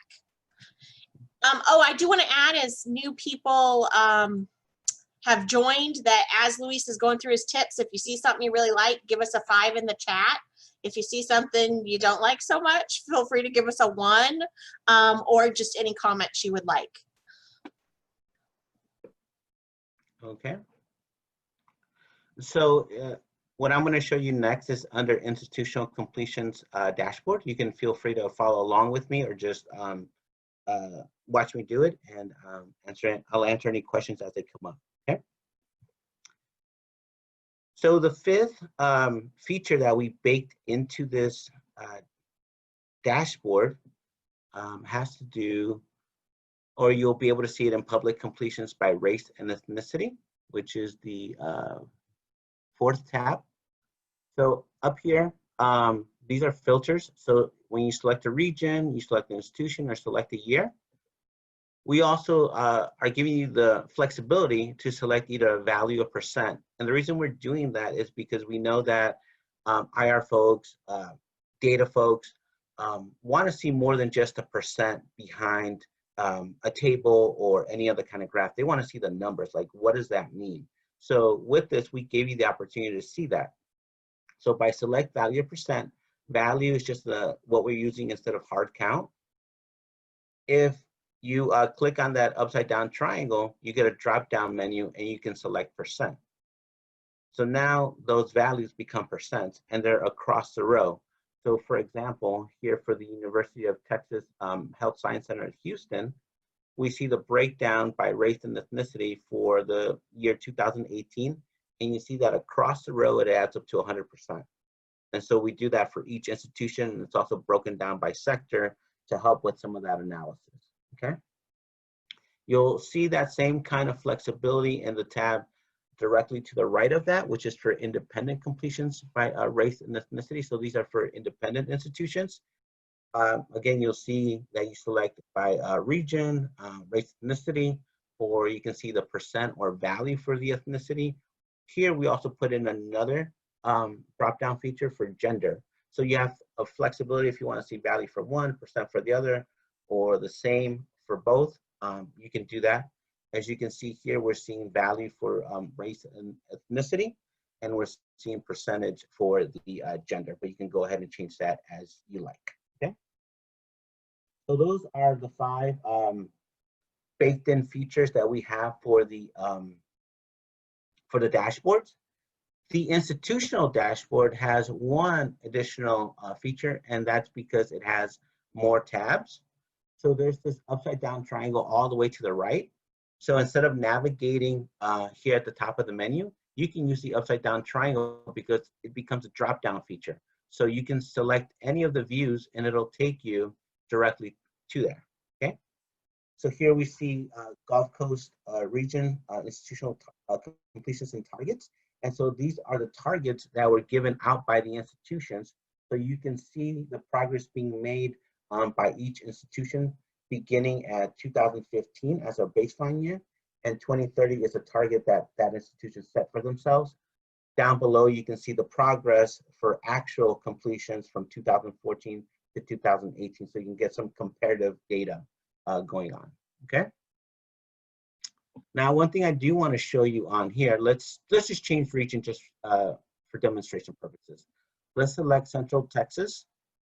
When we change regions on this view here, this second filter remembers that the institution was Alvin Community College, but there's no data there because that institution's not in Central Texas. Well, we try to make that easy as well. It becomes a drop-down feature where it's tied into just institutions for that particular region. So this drop-down is just for institutions in Central Texas. We click on Austin Community College, and now we just see data for that particular institution. So let's go back to Gulf Coast, since we're done with that demonstration, and we'll stick with Alvin Community College. So the second manual tip that I want to show you has to do with sorting, okay? And I'll show it to you in this form. So when you go to either the X or the Y axis, depending where the hard counts are, in this case, it's on the Y axis, we're looking at completions by credentials. If you go to the Y axis, you'll see a bar chart pop out, and it's subtle because it has 3 lines, and then it has a arrow pointing to the right. That's to help you sort, because right now the default view is that you're sorted by ascending years, but you can also sort it by saying which year was the highest, okay, in terms of overall completions. By clicking once, then you can see that 2016 was the highest year for completions for Alvin Community College, followed by 2018, and 2014 was not the highest number of completions for Alvin Community College. So it seems that they've been having relative growth here and there, okay? So that's one of the things that you can do there. The other thing that I want to show you that's kind of baked into here is you'll notice that there's a legend below these bar charts. So these legends can be used in a couple of different ways besides just saying, you know, light blue is for certificates, dark blue is for associates. If you click on the icon for certificates, what you get is you see only certificate brought to the forefront, associates put in the back, but you also get this kind of like tooltip pop up. And so you get 2 options. You get to keep only, or you get to exclude. You might want to keep only because someone on your campus may want to know, well, what are the number of certificates that our institution has been giving out or students have been earning year after year from 2014 to 2018. And so then this is something that they could certainly do on their own just by being taught how to use this feature, okay? So now you're looking at all this and you might be thinking, or someone might be thinking like, well, I just wanted to go back to how it was. How do I get those associate degrees back there? Okay, so if you're in a Windows environment, your keystroke will be Control-Z. Let's see if it works today. Yeah, it did. Control-Z, okay. Yesterday it froze up on me. I just had a refresh. So if you're in a Mac environment, your keystroke is going to be Command-Z, okay? So either of those keystrokes will work for you. If that doesn't work, you have 2 other options, which I found out yesterday. One is you can hit Control-R, which will refresh the page, or Command-R on a Mac, which will refresh the page. And if that still doesn't work, go ahead and close out the window, because when you come back into the URL, you'll find that you broke all the data. No, I'm kidding. You'll find that it goes to the default view and you'll see the data all back there. You can play around with it, okay? So maybe before you do that, close it out, let me show you something else that you could do. So we'll keep it in this view here. And down to the lower right, you see full screen. To the left of that is the download button, okay? So you can download this data in 3 ways. You can have an image where you can get like a JPEG, a PNG, and you can use that in a report or whatever way you want to use it. You can also pop this into a PDF, so then it's editable and you can go ahead and make any notes on there. You can also put this in PowerPoint, again, put some notes in there and whatnot.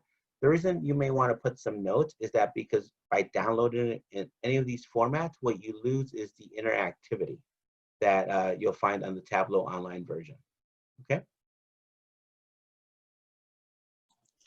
And let me see if there's Luis, any how questions. come you can't download data? How come we can't download data? Yeah, $1 million question. Literally $1 million question. The reason you can't download data is one, because we include data for the private or the independent colleges and universities of Texas. And because we have gender and race and ethnicity data in there, and we can't share that data publicly. So in our version of Tableau, it's either you give all the data or you don't give any of the data, the raw data. So in order for us not to get in trouble, we're not giving any of the data. So that'll be a feature to be worked out in version 2.0 to see how we can allow folks to go ahead and download the raw data and make their own crosstabs, make their own analysis, you know, because certainly we're not the final word on, you know, how to use this data. You may have better perspective or insight on how this data can help with any of your initiatives, whether it's equity or whether it's strategic initiative, whatever you might have. Okay. Any other questions? Okay. No. All right. If there are no other questions, then I'll go ahead and put up the poll, and you guys can keep playing around with the dashboards.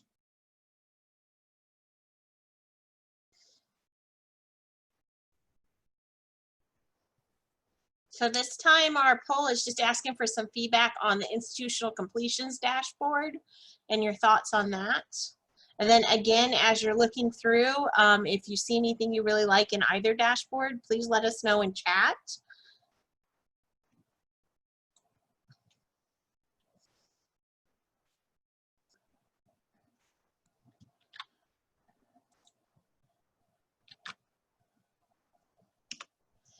I also just popped a few other questions for you to think about if you have any initial feedback, or if you have feedback later and would like to email us with them, that would be great.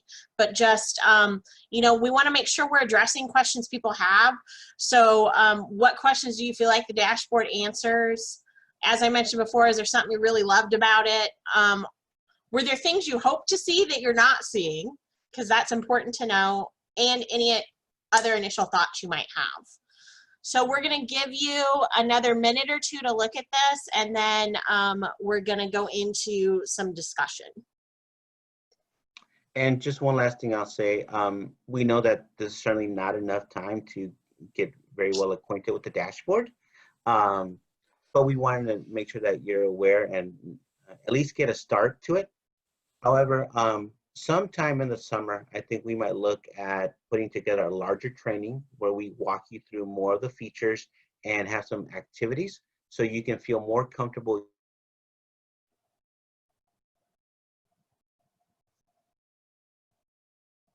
Luis, are you still there? I think he might have cut out. But as he was alluding to, yes, we're thinking that it would be useful to have a longer training dedicated just to the dashboards themselves. We just wanted to take this opportunity to show you what we've been working on and get your initial thoughts. And as I mentioned earlier, that link will continue to be active at least for a while. I don't know that that will be the permanent link for the dashboards though. So I'm going to give you about 30 more seconds, and then I'm going to go ahead and close this poll.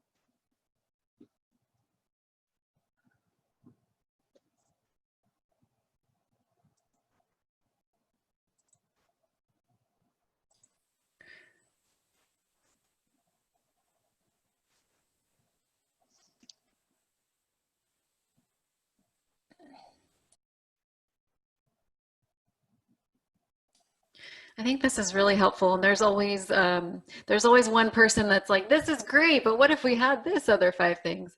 And there's one particular one particular type of analysis that you guys have done. I think you did it for Aspen Institute. That's actually where we came across it. So I'm not sure which group was working on that, but this comes up often because we work with a lot of our community college partners. I'm from the University of Houston downtown, by the way. I know most of you, but maybe not all of you. And I can, if you don't mind, I can actually share my screen and show you what I'm looking at. If it would be helpful. Oh, I don't think I'm allowed to. Let's see. Oh, I wonder if I have to do something to allow you to do that. And I'm sorry if this is completely out of left field and you can tell me this is not the time and we can have a discussion later, but I know others may be interested in this as well. So maybe, let's see. Well, how about if, I'm trying to see if there's something that will allow me to allow you to share. Okay, here we go. I think. Let's see if I can. Oh, yep, that worked. Okay. Okay. Can you guys see this? Yes. Okay, so this is awesome. And there's a note here at the bottom that says that this came from the coordinating board. So I'm not sure who compiled this or what this was a part of, and maybe this was just for Aspen, but this is something we get asked to look at all the time, which is completions from our 2-year peer institutions. And so I don't know if this is something that can be updated and widely available. I know for Houston GPS that these kinds of questions are going to be coming up more and more. So if there was any way that y'all could incorporate this, you know, maybe it's not a dashboard, maybe it's separate from that, but that would be awesome. I'm not trying to make more work for anybody else, but Well, and that's part of, I mean, you guys know we can't release everything at once, but part of this is about trying to find out, are there other things that we're really looking for, and then figuring out how to prioritize rollout and placement for where those make sense. I can tell you that the reports that are related to the Aspen data, we only do that for 3 institutions, and it's done upon request. So right now it's not something that's widespread, but it's definitely something that we can look at in terms of, does it make sense to make this more available? And then does it make sense to roll it out as part of the dashboard? So I really appreciate you sharing that with us. Sure, and that's great. That's really helpful to know. And I know, you know, I know each piece of this takes so much time to put together. So I really don't want to be flippant. Like the dashboard's really cool, and I had fun playing with it just for 5 minutes. So thank you so much for that. I'll stop sharing my screen, Okay. but thanks for. Well, no, thank you for that. So now I'm going to kind of switch gears a little bit on us. And for the remainder of the time period, we are going to do, first of all, if there's Q&A, so if there's questions people have about regional stuff, I'm going to ask you to pop that in the chat so I have a record of what questions come up. So as people are thinking about questions they may have related to the regional efforts, I have a couple of things I wanted to just discuss with you because I thought they may be on your mind as we're moving forward with the regional work. So the first thing I want to do is, I know we sort of took a step back at the very beginning and recognized, you know, there's a lot going on culturally right now, particularly with the Black Lives Matter movement and in relation to COVID-19. And I wanted to make sure that everyone is aware that the coordinating board has created resources related to COVID-19. So if you have not already had the opportunity to check those out, I'm going to pop a link here into chat for us. And basically, this is a page that we have created that's all things related to COVID-19. So we link information that comes out from the governor as well, but we really focus on things that we think the higher ed folks care about. And we have gotten a lot of questions here. And in response to that, we have created a variety of FAQs.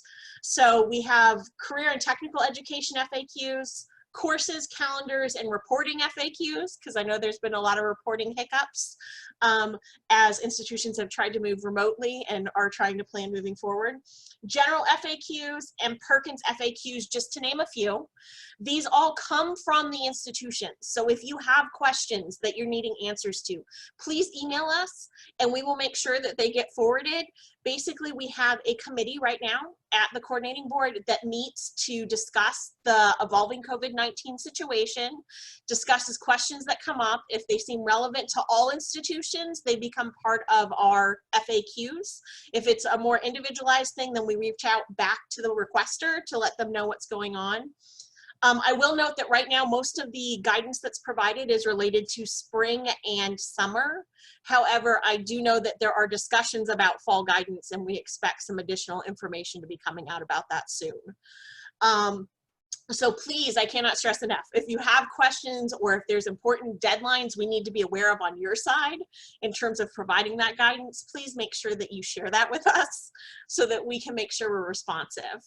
Because as we all know, there is no magic crystal ball, right, that's going to tell us what's happening or how things are going to move forward. And we just want to make sure that we're as responsive to institutions as we can be to help you with that process of deciding what your fall semesters are going to look like. So so I just want to make sure we have those resources and it is regularly updated. Another topic that I thought may be on people's minds is you may recall that we typically do 2 surveys in the summer related to regional efforts. One is the regional action plan, which is where we ask your regional advisory group to give us feedback kind of on how you've done and what your plans are moving forward. Now, obviously, in light of the COVID-19 situation this year, there will be additional questions that take into consideration how COVID-19 may be impacting your planning and what has happened. The counterpart to that regional action plan is an institutional supplement survey where we basically ask every institution to say, you know, kind of address how the region is moving in terms of progress on our goals, and ask for questions about kind of awareness across their institutions regarding 60 by 30 and the regional efforts.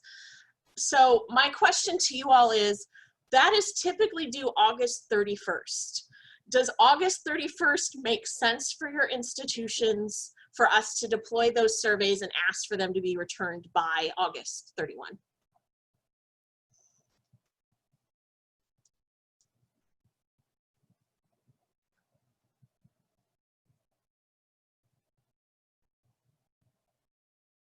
Does anyone have any thoughts on the timeline? If you don't feel like you have an immediate response and you feel like you need some time to think about that, please feel free to contact Melissa or myself, and we will, via email, we'll be happy to follow up with you. So if it's not something you have thought about, I would ask you to please think about it and give us some feedback in the near future about whether August 31 makes sense. And I do understand that if we're providing it to you, no, we aren't going to give it to you August 20th and ask you to return it August 31st. We will give you some lead time, as we always try to, so that you have time to prepare that and you don't feel like you're rushing at the last minute. So, so anyways, just kind of, you know, please think on that and give me some feedback one way or the other if you think it makes sense or doesn't for your institution. Then another area that I wanted to address was our target projections. So obviously, as you were looking through the dashboards with Luis, we were highlighting goals within those dashboards. And as you all know, we asked for institutional completion goals as part of the regional efforts. Well, since we started 60 by 30, we have all along talked about 2020 as a key time to sort of take a step back, see how we've progressed, and decide if we need to make modifications to the targets. Now, leadership is currently discussing 60 by 30 and thinking about the future of the plan. And if there are any decisions made from that level, obviously those will trickle down to our targets for the regional level. However, right now, you know, because we don't have that magic crystal ball and we don't know what's going to happen, I'm not sure that we will still make the decision to make changes for 2020. But instead, we're just encouraging institutions to focus their efforts on their students, as we know you are doing. Really, the #1 concern right now is, are you doing what you need to do to support your students? And not so much about, do we think this target is the right target, right, for our region right now. So please be aware, it's on our minds that we are considering whether it makes sense to reassess those now or to postpone that in light of changes with COVID-19.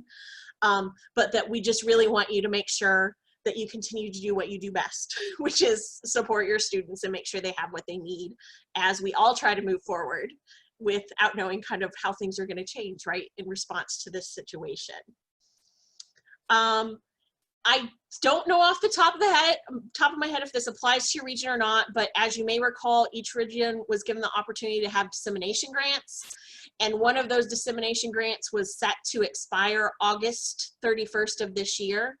If your region has not spent all of those funds, we have given the opportunity for that to be extended through August 31st of 2021. So I know that's has been a concern for some regions, and I'm pretty sure everyone was already communicated out, but just in case you aren't aware, we did provide the opportunity to extend that in light of the changes. So, having said that, I feel like I just talked a whole lot. I don't see any questions in the chat itself. So those were kind of the key areas I wanted to highlight. And then I wanted to give Melissa an opportunity if there was anything that she wanted to share or comment on about the session today, to do that now. And then also if attendees have any thoughts, I would welcome those as well.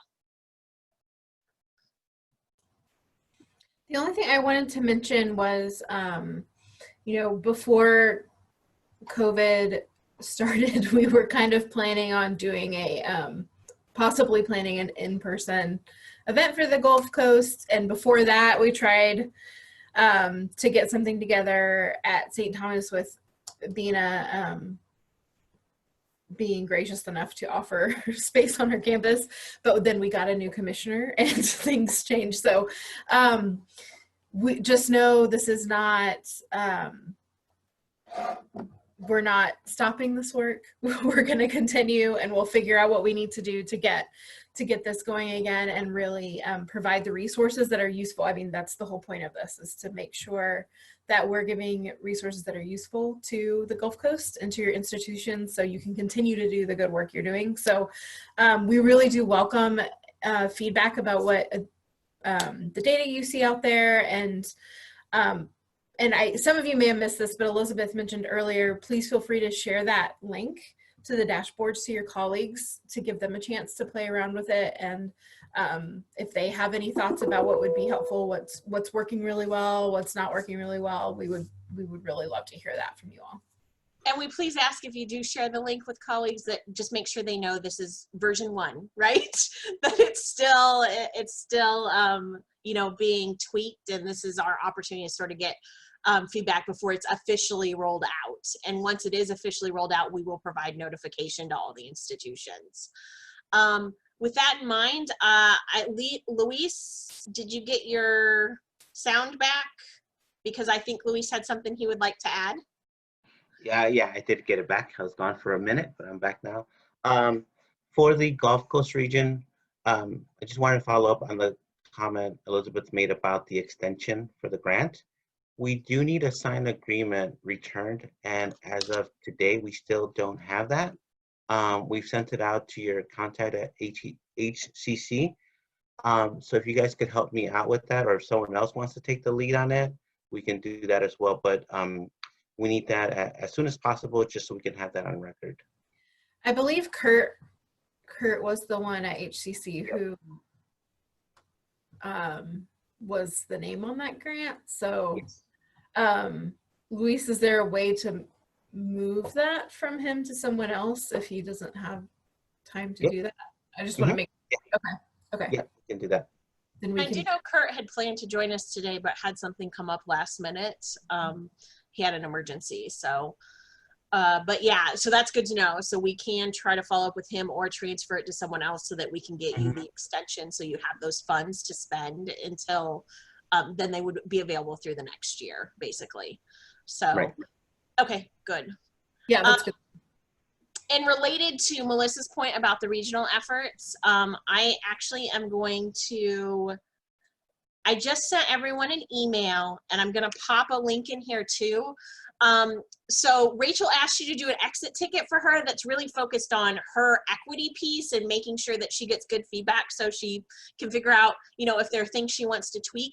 We also have created a survey, and while our survey does ask a couple of questions about this meeting in particular, there's a second part where we're really focused on getting some feedback on how you feel like the regional efforts are working, because we do want to think intentionally about how we move forward and make sure we're offering adequate support to your regional groups to make sure that you can move forward with initiatives and move forward on trying to make impact on our students' outcomes. So if you could just take a couple minutes and fill that out for me, that would be great. So as I said, it's in the chat and it's also an email. And I also just want to thank Rachel for her great leadership in the learning session today and for helping us think more about equity. And I want to thank all of you for taking time today to join us. And if you have any final thoughts you would like to share, please feel free. Otherwise, thank you very much. Thank you so much.